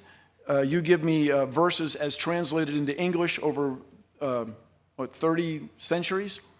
So that is not enough evidence for me. If you've ever played telephone, I remember very well in kindergarten, where you have a secret and you whisper it to the next person, to the next person, to the next person. Things often go wrong. So it's very reasonable to me that instead of lions being vegetarians on the ark, lions are lions, and the information that you use to create your worldview is not consistent with what I as a reasonable man would expect. So I want everybody to consider the implications of this. If we accept Mr. Ham's point of view that, Mr. Ham's point of view, that the Bible as translated into American English serves as a science text, and that he and his followers will interpret that for you, I want you to consider what that means. It means that Mr. Ham's word, or his interpretation of these other words, is somehow to be more respected than what you can observe in nature, what you can find literally in your backyard in Kentucky. It's a troubling and unsettling point of view, and it's one I'd very much like you to address when you come back. As far as the 5 races that you mentioned, it's kind of the same thing. The 5 races were claimed by people who were of European descent, and they said, hey, we're the best, check us out. And that turns out to be, if you've ever traveled anywhere or done anything, not to be that way. People are much more alike than they are different. So are we supposed to take your word for English words translated over the last 30 centuries instead of what we can observe in the universe around us? Very good. And Mr. Ham, would you like to offer your 5-minute counter rebuttal? First of all, Bill, just so I just don't want a misunderstanding here, and that is the 45,000-year-old wood, or supposedly 45,000, was inside the basalt. So it was encased in the basalt, and that's why I was making that particular point. And I would also say that natural law hasn't changed. As I talked about, I said we have the laws of logic, the uniformity of nature, and that only makes sense within a biblical worldview anyway, of a creator God who set up those laws. And that's why we can do good experimental science, because we assume those laws are true, and they'll be true tomorrow. I do want to say this, that you said a few times, Ken Ham's view or Ken Ham's model. It's not just Ken Ham's model. We have a number of PhD scientists on our own staff. I had video quotes from some scientists. It's Dr. Demadian's model. It's Dr. Fabish's model. It's Dr. Faulkner's model. It's Dr. Snelling's model. It's Dr. Purdham's model, and so it goes on. In other words, and you go on our website, and there are lots of creation scientists who agree with exactly what we're saying concerning the Bible, concerning the Bible's account of creation. So it's not just my model in that sense. There's so much that I could say, but as I listen to you, I believe you're confusing terms in regard to species and kinds, because we're not saying God created all those species, we're saying God created kinds, and we're not saying species got on the ark, we're saying kinds. In fact, we've had researchers working on what is a kind. For instance, there's a number of papers published on our website where, for instance, they look at dogs and they say, well, this one breeds with this one, with this one, with this one, this one, and you can look at all the papers around the world and you can connect them all together and say that obviously represents one kind. In fact, as they've been doing that research, they have predicted probably less than actually 1,000 kinds were on Noah's Ark. which means just over 2,000 animals, and the average size of a land animal is not that big. So, there was plenty of room on the ark. I also believe that a lot of what you were saying was really illustrating my point. You were talking about tree rings and ice layers and just talking about kangaroos getting to Australia and all sorts of things like that. But see, we're talking about the past when we weren't there. We didn't see those tree rings actually forming. We didn't see those layers being laid down. In 1942, for instance, there were some planes that were landed on the ice in Greenland, and they found them, 46 years later, I think it was, 3 miles away from the original location with 250 feet of ice buried on top of them. So ice can build up catastrophically. If you assume 1 layer a year or something like that, it's like the dating methods. You're assuming things in regard to the past that aren't necessarily true. In regard to lions and teeth, most bears have teeth very much like a lion or tiger, and yet most bears are primarily vegetarian. The panda, if you look at its teeth, you'd say maybe it should be a savage carnivore. It eats mainly bamboo. The little fruit bat in Australia has really sharp teeth, looks like a savage little creature, and it rips into fruit.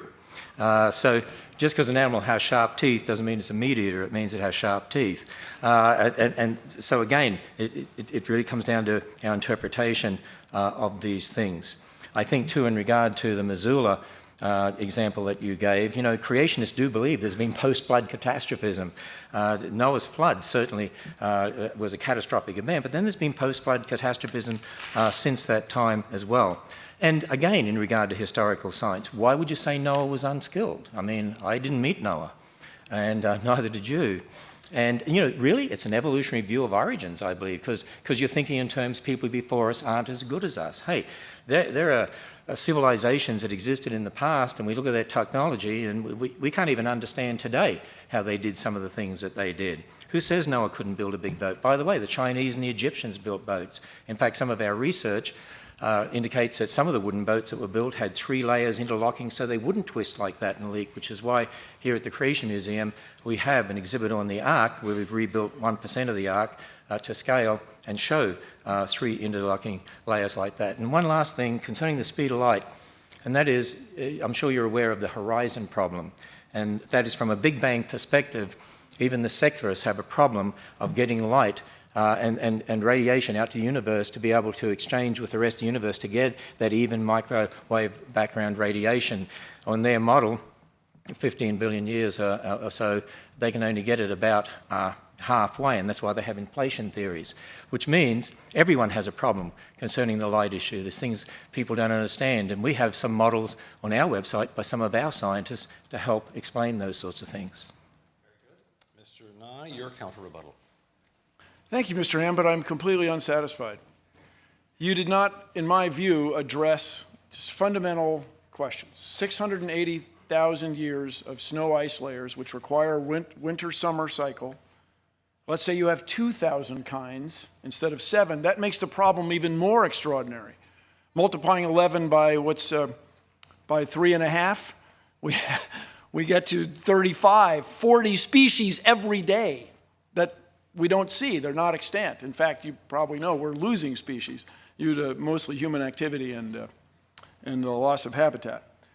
Then, as far as Noah being an extraordinary shipwright, I'm very skeptical. The shipwrights, my ancestors, the Nye family in New England, spent their whole life learning to make ships. I mean, it's very reasonable, perhaps, to you that Noah had superpowers and was able to build this extraordinary craft with 7 family members, but to me, it's just not reasonable. Then, by the way, the fundamental thing we disagree on, Mr. Ham, is this nature of what you can prove to yourself. This is to say, when people make assumptions based on radiometric data, when they make assumptions about the expanding universe, when they make assumptions about the rate at which genes change in populations of bacteria in laboratory growth media, they're making assumptions based on previous experience. They're not coming out of whole cloth.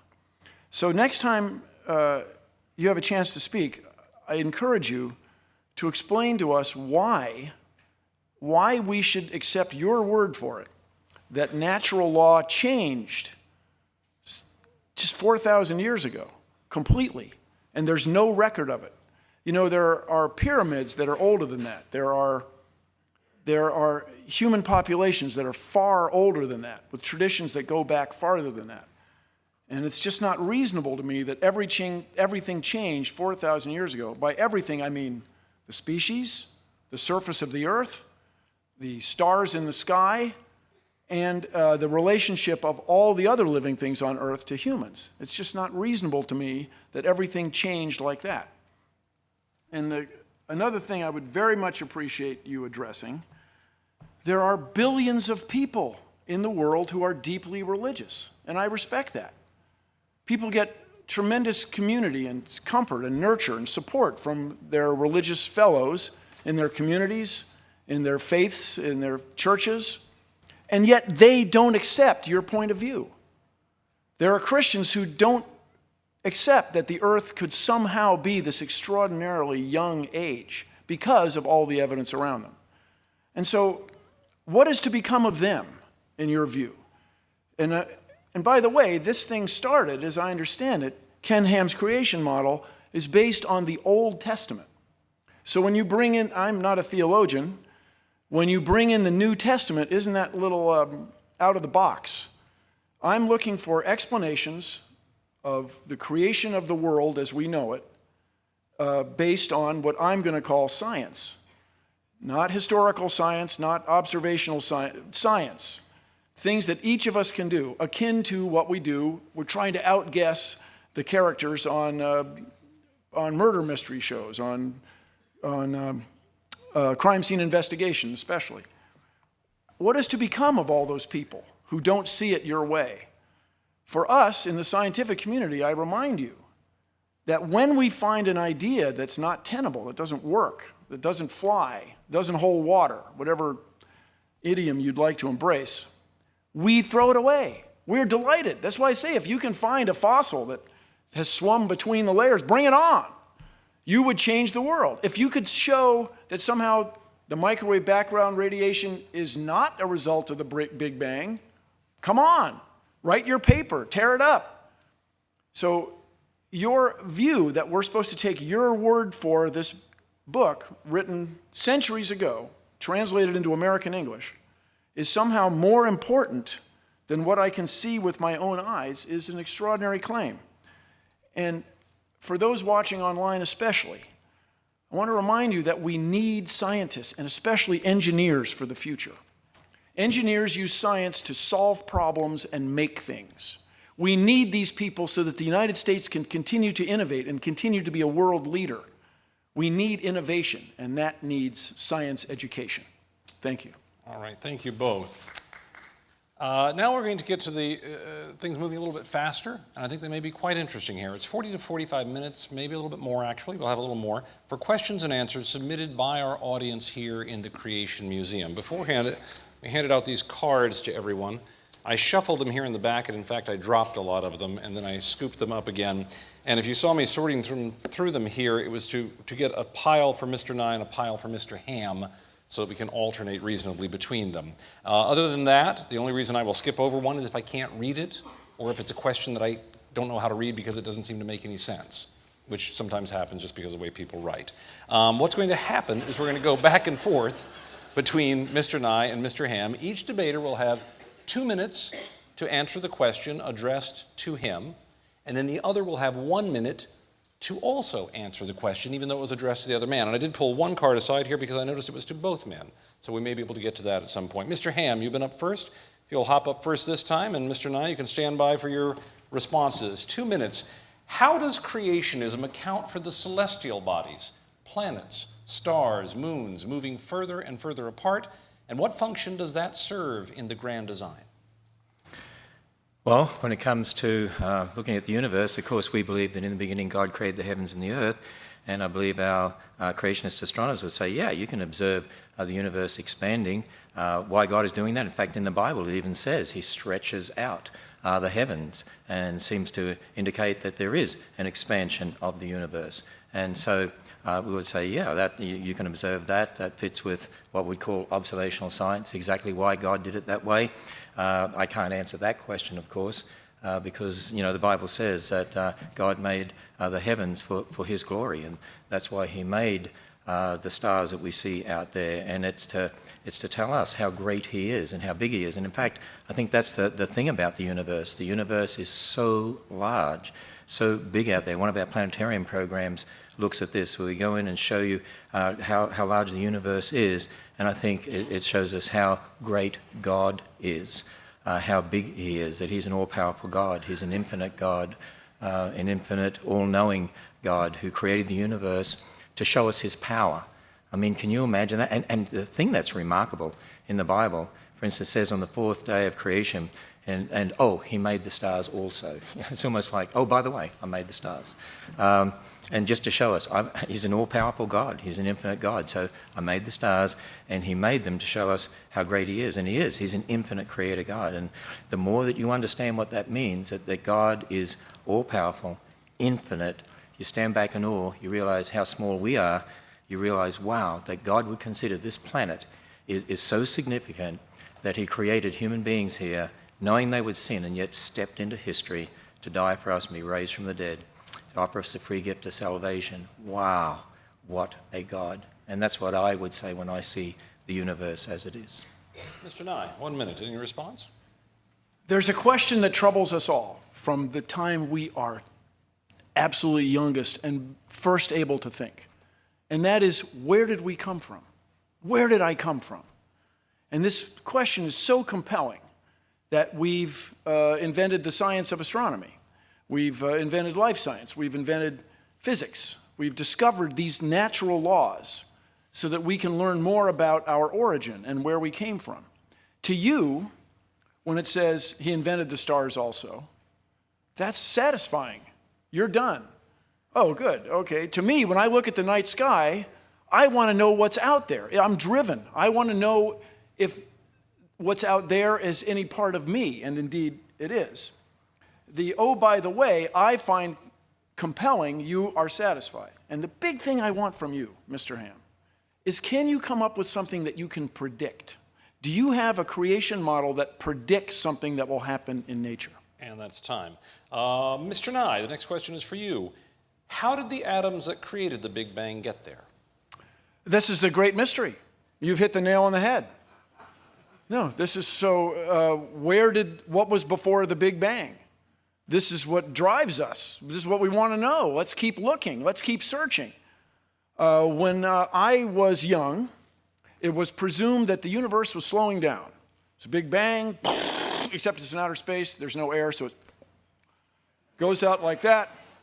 And so people presumed that it would slow down, that the universe, the gravity especially, would hold everything together, and maybe it's going to come back and explode again. And people went out, and the mathematical expression is the universe flat? This is a mathematical expression. Will the universe slow down asymptotically without ever stopping? Well, in 2004, Saul Perlmutter and his colleagues went looking for the rate at which the universe was slowing down. Let's go out and measure it. And we do it with this extraordinary system of telescopes around the world, looking at the night sky, looking for supernovae. These are standard brightness that you can infer distances with. And the universe isn't slowing down. It's accelerating. The universe is accelerating in its expansion. And do you know why? Nobody knows why. Nobody knows why. And you'll hear the expression nowadays, dark energy, dark matter, which are mathematical ideas that seem to reckon well with what seems to be the gravitational attraction of clusters of stars, galaxies, and their expansion. And then isn't it reasonable that whatever is out there causing the universe to expand is here also? And we just haven't figured out how to detect it. My friends, suppose a science student from the Commonwealth of Kentucky pursues a career in science and finds out the answer to that deep question. Where did we come from? What was before the Big Bang? To us, this is wonderful and charming and compelling. This is what makes us get up and go to work every day, is to try to solve the mysteries of the universe. And that's time. Mr. Ham, a response? Bill, I just want to let you know that there actually is a book out there that actually tells us where matter came from. And the very first sentence in that book says, "In the beginning, God created the heavens and the earth." And really that's the only thing that makes sense. It's the only thing that makes sense of why not just matter is here, where it came from, but why matter, when you look at it, we have information and language systems that build life, not just matter. And where did that come from? Because matter can never produce information. Matter can never produce a language system. Languages only come from intelligence. Information only comes from information. The Bible tells us that the things we see, like in the book of Hebrews, are made from things that are unseen. An infinite creator God who created the universe, created matter, the energy, space, mass, time, universe, and created the information for life. It's the only thing that makes logical sense.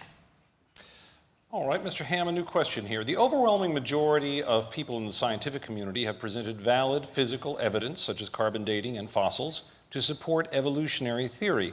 What evidence besides the literal word of the Bible supports creationism? Well, first of all, I often hear people talking about the majority. I would agree that the majority of scientists would believe in millions of years. The majority would believe in evolution, but there's a large group out there that certainly don't. But first thing I want to say is that it's not the majority that's a judge of truth. There have been many times in the past when the majority have got it wrong. The majority of doctors in England once thought after you cut up bodies you could go and deliver babies, and wonder why the death rate was high in hospitals till they found out about diseases caused by bacteria and so on. The majority once thought the appendix was a leftover organ from our evolutionary ancestry, so when it's okay, rip it out. When it's disease, rip it out, rip it out anyway. But these days we know that it's for the immune system, and it's very, very important. So, first it's important to understand that just because the majority believes something doesn't mean that it's true. And then, I'm sorry, I missed the last part of the question there. What was the, make sure I have the right question here. About carbon dating. So what evidence besides the literal word of the Bible supports creationism? One of the things I was doing was I was making predictions. I made some predictions. There's a whole list of predictions. And I was saying, if the Bible's right, and we're all descendants of Adam and Eve, there's one race. And I went through and talked about that. If the Bible's right and God made kinds, I went through and talked about that. And so, really that question comes down to the fact that we're again dealing with the fact there's aspects about the past that you can't scientifically prove because you weren't there, but observational science in the present. Bill and I all have the same observational science. We're here in the present. We can see radioactivity, but when it comes to then talking about the past, you're not going to be scientifically able to prove that, and that's what we need to admit. But we can be great scientists in the present, as the examples I gave you of Dr. Demadian or Dr. Stuart Burgess or Dr. Fabich, and we can be investigating the present. Understanding the past is a whole different matter. Mr. Nye, 1 minute response. Thank you, Mr. Ham. I have to disabuse you of a fundamental idea. If a scientist, if anybody, makes a discovery that changes the way people view natural law, scientists embrace him or her. This person's fantastic. Louis Pasteur, you made reference to germs. No, if you find something that changes, that disagrees with common thought, that's the greatest thing going in science. We look forward to that change. We challenge you. Tell us why the universe is accelerating. Tell us why these mothers were getting sick. And we found an explanation for it. And but just the idea that the majority has sway in science is true only up to a point. And then the other thing I just want to point out, what you may have missed in evolutionary explanations of life is it's the mechanism by which we add complexity. The Earth is getting energy from the sun all the time, and that energy is used to make life forms somewhat more complex. And that's time. New question for you, Mr. Nye. How did consciousness come from matter? Don't know. This is a great mystery. A dear friend of mine is a neurologist. She studies the nature of consciousness. Now, I will say, I used to embrace a joke about dogs. Who doesn't? And you can say, this guy remarked, I've never seen a dog paralyzed by self-doubt. Actually, I have. Furthermore, the thing that we celebrate, there are 3 sundials on the planet Mars that bear an inscription to the future, to those who visit here We wish a safe journey and the joy of discovery. It's inherently optimistic about the future of humankind, that we will one day walk on Mars. But the joy of discovery, that's what drives us. The joy of finding out what's going on. So we don't know where consciousness comes from, but we want to find out. Furthermore, I'll tell you it's deep within us. I claim that I have spent time with dogs that have had the joy of discovery. It's way inside us. We have one ancestor, as near as we can figure. And by the way, if you can find what we in science call a second Genesis, this is to say, did life start another way on the earth? There are researchers at Astrobiology Institute, researchers supported by NASA, your tax dollars, that are looking for answer to that very question. Is it possible that life could start another way? Is there some sort of life form akin to science fiction that's crystal instead of membranous? This would be a fantastic discovery that would change the world. The nature of consciousness is a mystery. I challenge the young people here to investigate that very question. And I remind you, taxpayers and voters that might be watching, if we do not embrace the process of science, I mean in the mainstream, we will fall behind economically. This is a point I can't say enough. Mr. Ham, a 1-minute response. Bill, I do want to say that there is a book out there that does document where consciousness came from. And in that book, the one who created us said that he made man in his image, and he breathed into man, and he became a living being. And so the Bible does document that. That's where consciousness came from, that God gave it to us. And the other thing I want to say is, I'm sort of a little, I have a mystery, and that is you talk about the joy of discovery, but you also say that when you die, it's over, and that's the end of you. And if when you die, it's over, and you don't even remember you were here, what's the point of the joy of discovery anyway? I mean, in an ultimate sense. You won't ever know you were ever here, and no one who knew you will know they were ever here ultimately, so what's the point anyway? I love the joy of discovery because this is God's creation, and I'm finding more out about that to take dominion for man's good and for God's glory. Time. Mr. Ham, a new question. This is a simple question, I suppose, but one that actually is fairly profound for all of us in our lives. What, if anything, would ever change your mind?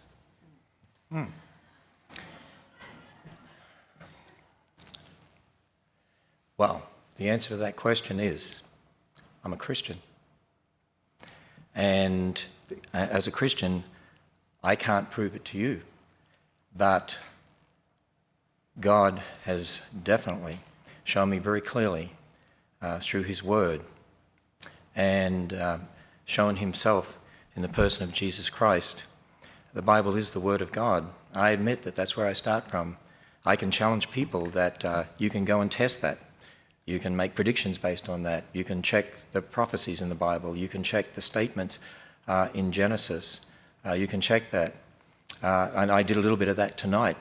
And I can't ultimately prove that to you. All I can do is to say to someone, look, if the Bible really is what it claims to be, if it really is the Word of God and that's what it claims, then check it out. And the Bible says if you come to God believing that he is, he'll reveal himself to you. And you will know. As Christians, we can say we know. And so as far as the Word of God is concerned, no one's ever going to convince me that the Word of God is not true. But I do want to make a distinction here, and for Bill's sake, we build models based upon the Bible, and those models are always subject to change. The fact of Noah's flood is not subject to change. The model of how the flood occurred is subject to change because we observe in the current world, and we're able to come up with maybe different ways this could have happened or that could have happened, and that's part of that scientific discovery. That's part of what it's all about. So the bottom line is that as a Christian, I have a foundation, but as a Christian, I would ask Bill the question, what would change your mind? I mean, you said even if you came to faith, you'd never give up believing in billions of years. I think I quoted you correctly. You said something like that recently. So that would be also my question to Bill. Time. Mr. Nye? We would just need one piece of evidence. We would need the fossil that swam from one layer to another. We would need evidence that the universe is not expanding. We would need evidence that the stars appear to be far away, but they're not. We would need evidence that rock layers can somehow form in just 4,000 years instead of the extraordinary amount. We would need evidence that somehow you can reset atomic clocks and keep neutrons from becoming protons. You bring on any of those things and you would change me immediately. The question I have for you, though, fundamentally, and for everybody watching, Mr. Ham, what can you prove? What you have done tonight is spent all the time coming up with explanations about the past. What can you really predict? What can you really prove in a conventional scientific, or in a conventional, I have an idea that makes a prediction and it comes out the way I see it? This is very troubling to me. Mr. Nye, a new question. Outside of radiometric methods, what scientific evidence supports your view of the age of the Earth?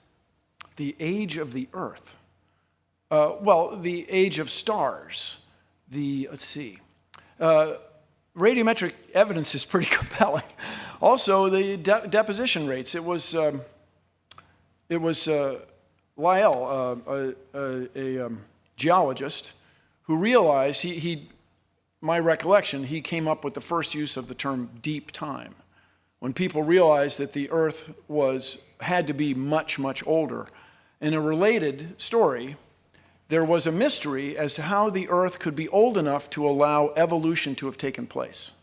How could the Earth possibly be 3 billion years old? Lord Kelvin did a calculation. If the sun were made of coal and burning, it couldn't be more than 100,000 or so years old. But radioactivity was discovered. Radioactivity is why the Earth is still as warm as it is. It's why the Earth has been able to sustain its internal heat all these millennia. And this discovery, it's something like this question, without radiometric dating, how would you view the age of the Earth? To me, it's akin to the expression, well, if things were any other way, things would be different. This is to say, that's not how the world is. Radiometric dating does exist. Neutrons do become protons, and that's our level of understanding today. The universe is accelerating. These are all provable facts. That there was a flood 4,000 years ago is not provable. In fact, the evidence, for me at least, as a reasonable man, is overwhelming that it couldn't possibly have happened. There's no evidence for it. Furthermore, Mr. Ham, you never quite addressed this issue of the skulls. There are many, many steps in what appears to be the creation or the coming into being of you and me. And those steps are consistent with evolutionary theory. And that is time. Mr. Ham, your response. By the way, just want people to understand too, in regard to the age of the Earth being about 4.5 billion years, no Earth rock was dated to get that date. They dated meteorites, and because they assumed meteorites were same age as the Earth, left over from the formation of the solar system, that's where that comes from. People think they dated rocks on the Earth to get the 4.5 billion years. That's just not true. And the other point that I was making, and I just put this slide back up because I happen to just have it here, and that is, I said at the end of my first rebuttal time that there are hundreds of physical processes that set limits on the age of the Earth. Here's the point. Every dating method involves a change with time, and there are hundreds of them. And if you assume what was there to start with, and you assume something about the rate, and you know about the rate, you make lots of those assumptions. Every dating method has those assumptions. Most of the dating methods, 90% of them, contradict the billions of years. There's no absolute age dating method from scientific method because you can't prove scientifically young or old. And here is a new question. It starts with you, Mr. Ham. Can you reconcile the change in the rate continents are now drifting versus how quickly they must have traveled at creation 6,000 years ago? The rate, sorry, I missed that word. Can you reconcile the speed at which continents are now drifting today to the rate they would have had to have traveled 6,000 years ago to reach where we are now? I think that's the question. Okay, I think I understand the question. Actually, this again illustrates exactly what I'm talking about in regard to historical science and observational science. We can look at continents today, and we have scientists who've written papers about this on our website. I'm definitely not an expert in this area, I don't claim to be, but there are scientists, even Dr. Andrew Snelling, our PhD geologist, has done a lot of research here too as well, and there are others out there into plate tectonics and continental drift. And certainly we can see movements of plates today.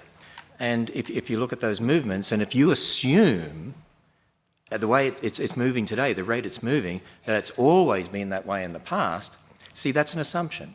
That's the problem when it comes to understanding these things. You can observe movement, but then to assume that it's always been like that in the past, that's historical science. And in fact, we would believe basically in catastrophic plate tectonics, that as a result of the flood, at the time of the flood, there was catastrophic breakup of the Earth's surface. And what we're seeing now is sort of, if you like, a remnant of that movement. And so we do not deny the movement, we do not deny the plates. What we would deny is that you can use what you see today as a basis for just extrapolating into the past. It's the same with the flood. You can say, well, layers today only get laid down slowly in places, but if there was a global flood, that would have changed all of that. Again, it's this emphasis on historical science and observational science. And I would encourage people to go to our website at Answers in Genesis, because we do have a number of papers, in fact, very technical papers. Dr. John Baumgartner is one who's written some very extensive work dealing with this very issue. On the basis of the Bible, of course, we believe there's one continent to start with because the waters were gathered together into one place. So we do believe that the continent has split up, but particularly the flood had a lot to do with that. And time on that. Mr. Nye, a response. It must have been easier for you to explain this a century ago, before the existence of tectonic plates was proven. If you go into a clock store and there's a bunch of clocks, they're not all going to say exactly the same thing. Do you think that they're all wrong? The reason that we acknowledge the rate at which continents are drifting apart, one of the reasons, is we see what's called sea floor spreading in the mid-Atlantic. The Earth's magnetic field has reversed over the millennia, and as it does, it leaves a signature in the rocks as the continental plates drift apart. So you can measure how fast the continents were spreading. That's how we do it on the outside. As I said, I lived in Washington State when Mount St. Helens exploded. That's a result of a continental plate going under another continental plate and cracking, and this water-laden rock led to a steam explosion. That's how we do it on the outside. And this is a question for you, Mr. Nye, but I guess I can put it to both of you. One-word answer, please. Favorite color? I will go along with most people and say green, and it's an irony that green plants reflect green light. Did I not say one-word answer? Most of the light. I said one-word answer. Most of the light from the sun is green, yet they color? reflect it. It's a mystery. Well, can I have 3 words, seeing as he had 300? You can have 3. Okay. Observational science, blue. All right. We're back to you, Mr. Nye. How do you balance the theory of evolution with the second law of thermodynamics? And I'd like to add a question here. What is the second law of thermodynamics? Oh, second law of thermodynamics is fantastic. And I call the words of Eddington, who said, if you have a theory that disagrees with Isaac Newton, that's a great theory. If you have a theory that disagrees with relativity, wow, you've changed the world, that's great. But if your theory disagrees with the second law of thermodynamics, I can offer you no hope. I can't help you. And the second law of thermodynamics basically is where you lose energy to heat. This is why car engines are about 30% efficient. That's it, thermodynamically. That's why you want the hottest explosion you can get in the coldest outside environment. You have to have a difference between hot and cold, and that difference can be assessed scientifically or mathematically with this word entropy, this disorder of molecules. But the fundamental thing that this questioner has missed is the Earth is not a closed system. So there's energy pouring in here from the sun, if I may, day and night, because the night it's pouring in on the other side.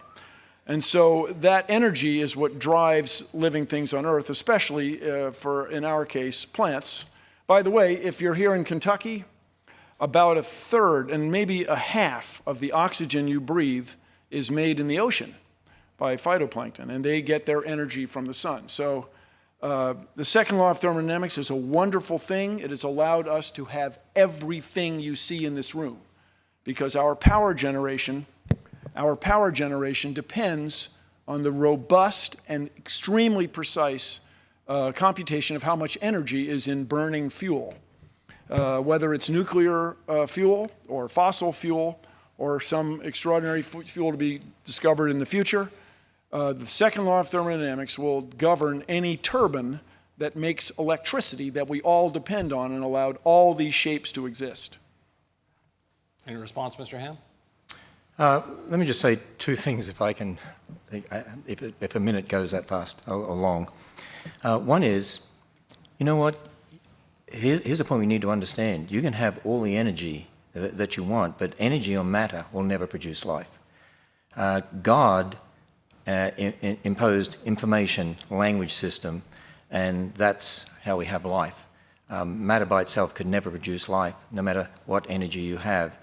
And you know, even if you've got a dead stick, you can have all the energy in the world in that dead stick, it's going to decay, and it's not going to produce life. From a creationist perspective, we certainly agree. I mean, before man sinned, you know, there was digestion and so on, but because of the fall, now things are running down. God doesn't hold everything together as he did back then. So now we see, in regard to the second law of thermodynamics, we would say it's sort of, in a sense, a bit out of control now compared to what it was originally, which is why we have a running down universe. And that's time. A new question for you, Mr. Ham. Hypothetically, if evidence existed that caused you to have to admit that the earth was older than 10,000 years and creation did not occur over 6 days, would you still believe in God and the historical Jesus of Nazareth and that Jesus was the Son of God? Well, I've been emphasizing all night. You cannot ever prove using the scientific method in the present, you can't prove the age of the earth. So you can never prove it's old. So there is no hypothetical because you can't do that. Now, we can certainly use methods in the present and making assumptions. I mean, creationists use methods that change over time. As I said, there's hundreds of physical processes that you can use, but they set limits on the age of the universe, but you can't ultimately prove the age of the earth, not using the scientific method. You can't ultimately prove the age of the universe. Now, you can look at methods, and you can see that there are many methods that contradict billions of years, many methods that seem to support thousands of years. As Dr. Faulkner said in the little video clip I showed, there is nothing in observational astronomy that contradicts a young universe. Now, I've said to you before, and I admit again, that the reason I believe in a young universe is because of the Bible's account of origins. I believe that God, who has always been there, the infinite creator God, revealed in his word what he did for us. And when we add up those dates, we get thousands of years. But there's nothing in observational science that contradicts that. But as far as the age of the earth, the age of the universe, even when it comes to the fossil record, that's why I really challenge Christians. If you're going to believe in millions of years for the fossil record, you've got a problem with the Bible. And that is that then you've got to have death and disease and suffering before sin. So there is no hypothetical in regard to that. You can't prove scientifically the age of the earth or the universe. Bottom line. Mr. Nye. Well, of course, this is where we disagree. You can prove the age of the earth with great robustness by observing the universe around us. And I get the feeling, Mr. Ham, that you want us to take your word for it. This is to say, your interpretation of a book written thousands of years ago, as translated into American English, is more compelling for you than everything that I can observe in the world around me. This is where you and I think, are not going to see eye to eye. You asserted that life cannot come from something that's not alive. Are you sure? Are you sure enough to say that we should not continue to look for signs of water and life on Mars, that that's a waste? You're sure enough to claim that. That is an extraordinary claim that we want to investigate. Once again, what is it you can predict? What do you provide us that can tell us something about the future, not just about your vision of the past? A new question, Mr. Nye. Is there room for God in science? Well, we remind us there are billions of people around the world who are religious and who accept science and embrace it, and especially all the technology that it brings us. Is there anyone here who doesn't have a mobile phone that has a camera? Is there anyone here whose family members have not benefited from modern medicine? Is there anyone here who doesn't use email? Is there anybody here who doesn't eat? Because we use information sent from satellites in space to plant seeds on our farms. That's how we're able to feed 7.1 billion people, where we used to barely be able to feed 1 billion. So that's what I see. That's what we have used science, or the process. Science for me is two things. It's the body of knowledge, the atomic number of rubidium, and it's the process, the means by which we make these discoveries. So for me, that's not really that connected with your belief in a spiritual being or a higher power. If you reconcile those two, scientists, the head of the National Institutes of Health is a devout Christian. There are billions of people in the world who are devoutly religious. They have to be compatible because those same people embrace science. The exception is you, Mr. Ham. That's the problem for me. You want us to take your word for what's written in this ancient text to be more compelling than what we see around us. The evidence for a higher power and spirituality is, for me, separate. I encourage you to take the next minute and address this problem of the fossils, this problem of the ice layers, this problem of the ancient trees, this problem of the ark. I mean, really address it. And so then we could move forward. But right now, I see no incompatibility between religions and science. Mr. Ham, response? Yeah, I actually want to take the minute to address the question. Let me just say this. My answer would be God is necessary for science. In fact, you talked about cell phones. Yeah, I have a cell phone. I love technology. We love technology here at Answers in Genesis. And I have email. I probably had millions of them while I've been speaking up here. And satellites and what you said about, the information we get, I agree with all that. See, they're the things that can be done in the present. And that's just like I showed you, Dr. Stuart Burgess, who invented that gear set for the satellite.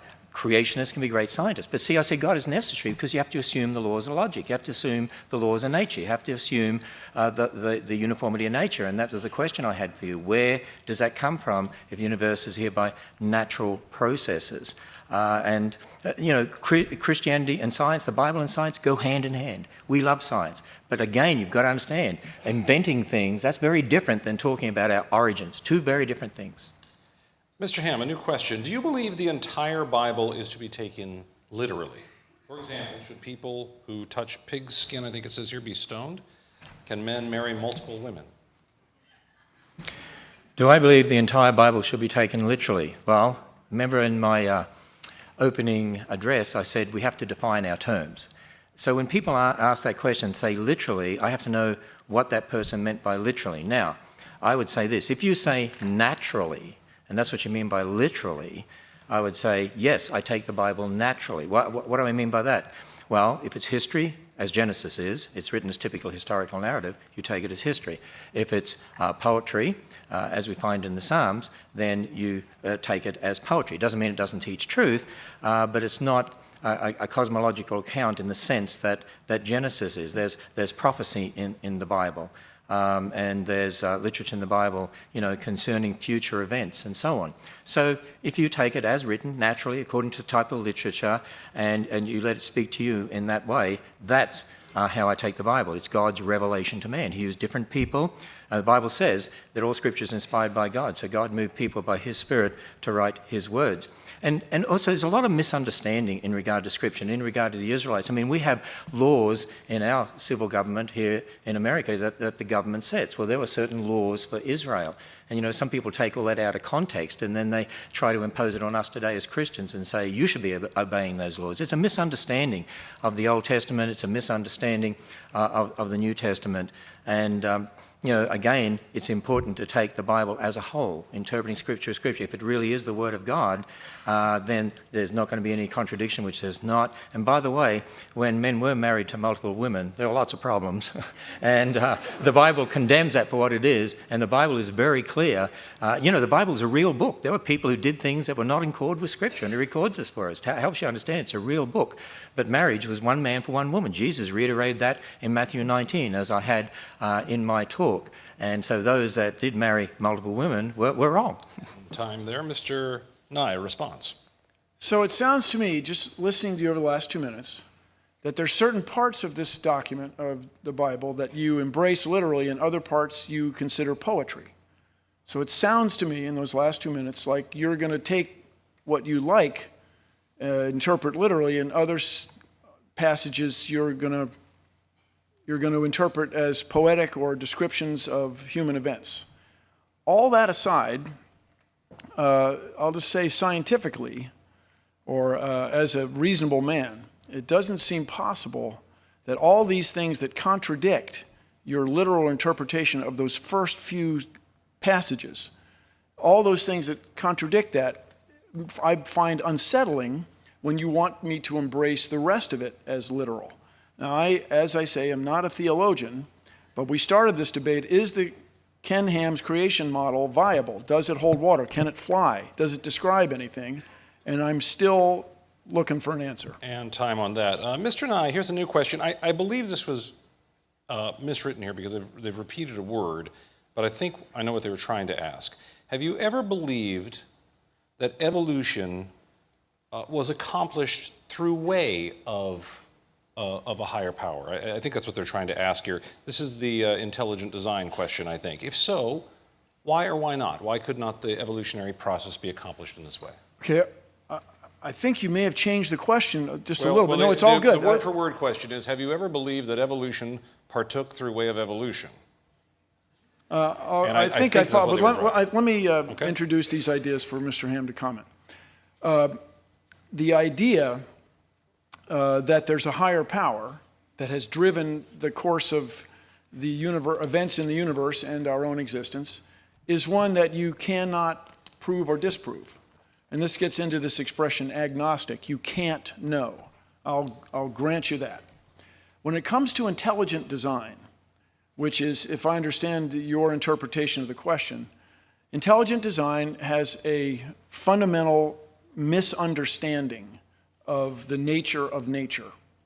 This is to say, the old expression is if you were to find a watch in the field and you'd pick it up, you would realize that it was created by somebody who was thinking ahead, somebody with an organization chart with somebody at the top, and he'd order screws from screw manufacturers and springs from spring manufacturers and glass crystals from crystal manufacturers.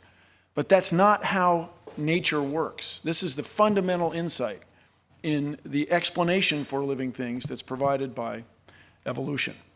Evolution is a process that adds complexity through natural selection. This is to say, nature has its mediocre designs eaten by its good designs. And so the perception that there's a designer that created all this is not necessarily true, because we have an explanation that is far more compelling and provides predictions, and things are repeatable. I'm sure, Mr. Ham, here at the facility, you have an organization chart. I imagine you're at the top, and it's a top-down structure. Nature is not that way. Nature is bottom-up. This was the discovery. Things merge up. Whatever makes it keeps going. Whatever doesn't make it falls away. And this is compelling and wonderful and fills me with joy and is inconsistent with a top-down view. And that's time. Mr. Ham. What Bill Nye needs to do for me is to show me an example of something, some new function that arose that was not previously possible from the genetic information that was there. And I would claim and challenge you that there is no such example that you can give. That's why I brought up the example in my presentation of Walensky's experiments in regard to E. coli, and there were some that seemed to develop the ability to exist on citrate, but as Dr. Fabich said, from looking at his research, he's found that that information was already there. It's just a gene that switched on and off. And so there is no example because, information that's there in the genetic information of different animals, plants, and so on, there's no new function that can be added. Certainly great variation within a kind, and that's what we look at. But you'd have to show an example of brand new function that never previously was possible. There is no such example that you can give anywhere in the world. Fresh question here. Mr. Ham, name one institution, business, or organization other than a church, amusement park, or the Creation Museum that is using any aspect of creationism to produce its product. Any scientist out there, Christian or non-Christian, that is involved in inventing things, involved in a scientific method, is using creation. They are, because they're borrowing from a Christian worldview. They're using the laws of logic. I keep emphasizing that. I want Bill to tell me, in a view of the universe, it's a result of natural processes, explain where the laws of logic came from. Why should we trust the laws of nature? Are they going to be the same tomorrow as they were yesterday? In fact, some of the greatest scientists that ever lived, Isaac Newton, James Clerk Maxwell, Michael Faraday, were creationists. And as one of them said, he's thinking God's thoughts after him. And that's really, modern science really came out of that thinking, that we can do experiments today and we can do the same tomorrow. We can trust the laws of logic. We can trust the laws of nature. And if we don't teach our children correctly about this, they're not going to be innovative. And they're not going to be able to come up with inventions to advance in our culture.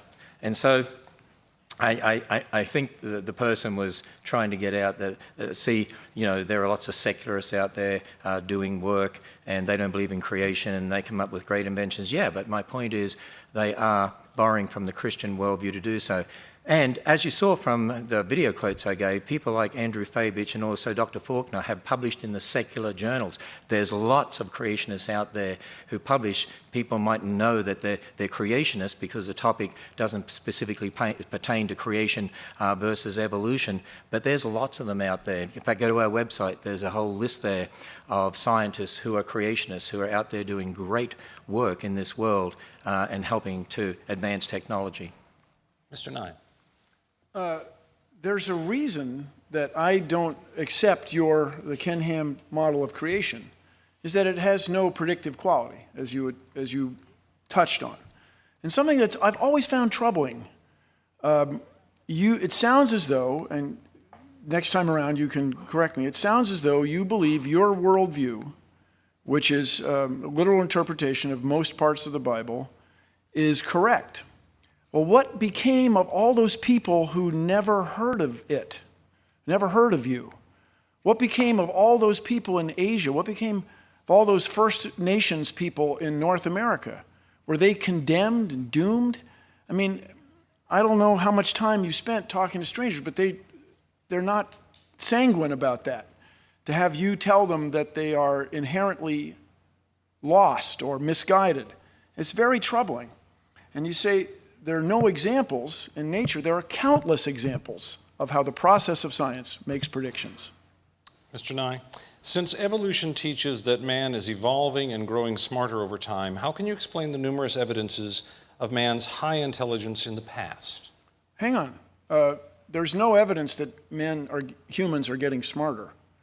No, especially if you ever met my old boss.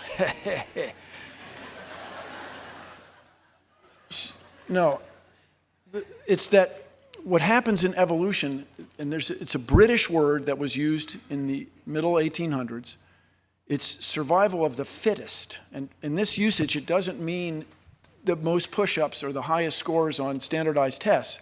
It means that those that fit in the best. Our intellect, such as it is enabled us to dominate the world. The evidence of humans is everywhere. James Cameron just made another trip to the bottom of the ocean, the deepest part of the ocean, the first time since 1960. And when they made the first trip, they found a beer can. Humans are everywhere. And so it is our capacity to reason that has taken us to where we are now. If a germ shows up, as it did, for example, in World War I, where more people were killed by the flu than were killed by the combatants in World War I, that is a troubling and remarkable fact. If the right germ shows up, we'll be taken out. We'll be eliminated. Being smarter is not a necessary consequence of evolution. So far, it seems to be the way things are going because of the remarkable advantage it gives to us we can control our environment and even change it as we're doing today, apparently by accident. So everybody just take a little while and grasp this fundamental idea. It's how you fit in with nature around you. So as the world changed, as it did, for example, the ancient dinosaurs, they were taken out by a worldwide fireball, apparently caused by an impactor. That's the best theory we have. And we are the result of organisms that live through that catastrophe. It's not necessarily smarter, it's how you fit in with your environment. Mr. Ham, a response? I remember at university, one of my professors was very excited to give us some evidence for evolution. He said, look at this, here's an example. These fish have evolved the ability not to see. And he was going to give an example of blind cave fish. And he said, see, in this cave, they're evolving because now the ones that are living there, their ancestors had eyes, now these ones are blind. And I remember talking to my professor, but wait a minute, now they can't do something that they could do before. They might have an advantage in this sense, in a situation that's dark like that. Those with eyes might have got diseases and died out. Those that had mutations for no eyes are the ones that survived. It's not survival of the fittest, it's survival of those who survive. And it's survival of those that have the information in those circumstances to survive. But it's not, you're not getting new information, you're not getting new function. There's no example of that at all. So we need to correctly understand these things. All right. We're down to our final question here, which I'll give to both of you. And in the interest of fairness here, because it is a question to both of you, let's give each man 2 minutes on this if we can, please. And also in the interest of you having started first, Mr. Ham, I will have you start first here. You had the first word, Mr. Nye will have the last word. The question is, what is the one thing, more than anything else, upon which you base your belief? Well, it's the one thing upon anything else which I base my belief. Well, again, to summarize the things that I've been saying, there is a book called the Bible. It's a very unique book. It's very different to any other book out there. In fact, I don't know of any other religion that has a book that starts off by telling you that there's an infinite God and talks about the origin of the universe and the origin of matter and the origin of light and the origin of darkness and the origin of day and night and the origin of the earth and the origin of dry land and the origin of plants and the origin of the sun, moon and stars, the origin of sea creatures, the origin of flying creatures, the origin of land creatures, the origin of man, the origin of woman, the origin of death, the origin of sin, the origin of marriage, the origin of different languages, the origin of clothing, the origin of nations. I mean, it's a very, very specific book, and it gives us an account of a global flood in the history and the Tower of Babel. And if that history is true, then what about the rest of the book? Well, that history also says man is a sinner, and it says that man is separated from God. And it gives us a message that we call the gospel, the message of salvation, that God's Son stepped in history to die on the cross, be raised from the dead, and offers a free gift of salvation. Because the history is true, that's why the message based on history is true. I actually went through some predictions and listed others, and there's a lot more that you can look at, and you can go and test it for yourself. If this book really is true, it is so specific, it should explain the world. It should make sense of what we see. The flood, yeah, we have fossils all over the world. The Tower of Babel, yeah, different people groups, different languages. They have flood legends, very similar to the Bible. Creation legends, similar to the Bible. There's so much you can look at, and prophecy, and so on. And most of all, as I said to you, the Bible says, if you come to God believing that He is, He'll reveal Himself to you. You will know. If you search after truth, you really want God to show you as you would search after silver and gold. He will show you. He will reveal Himself to you. Mr. Nye. Would you repeat the question? The question is, what is the one thing more than anything else upon which you base your belief? As my old professor Carl Sagan said so often, when you're in love, you want to tell the world. And I base my beliefs on the information and the process that we call science. It fills me with joy to make discoveries every day of things I had never seen before. It fills me to joy to know that we can pursue these answers. It is a wonderful and astonishing thing to me that you and I are somehow at least one of the ways that the universe knows itself. You and I are a product of the universe. It's astonishing. I admit, I see your faces, that we have come to be because of the universe's existence. And we are driven to pursue that, to find out where we came from. And the second question we all want to know, are we alone? Are we alone in the universe? And these questions are deep within us, and they drive us. So the process of science, the way we know nature, is the most compelling thing to me. And I just want to close by reminding everybody what's at stake here.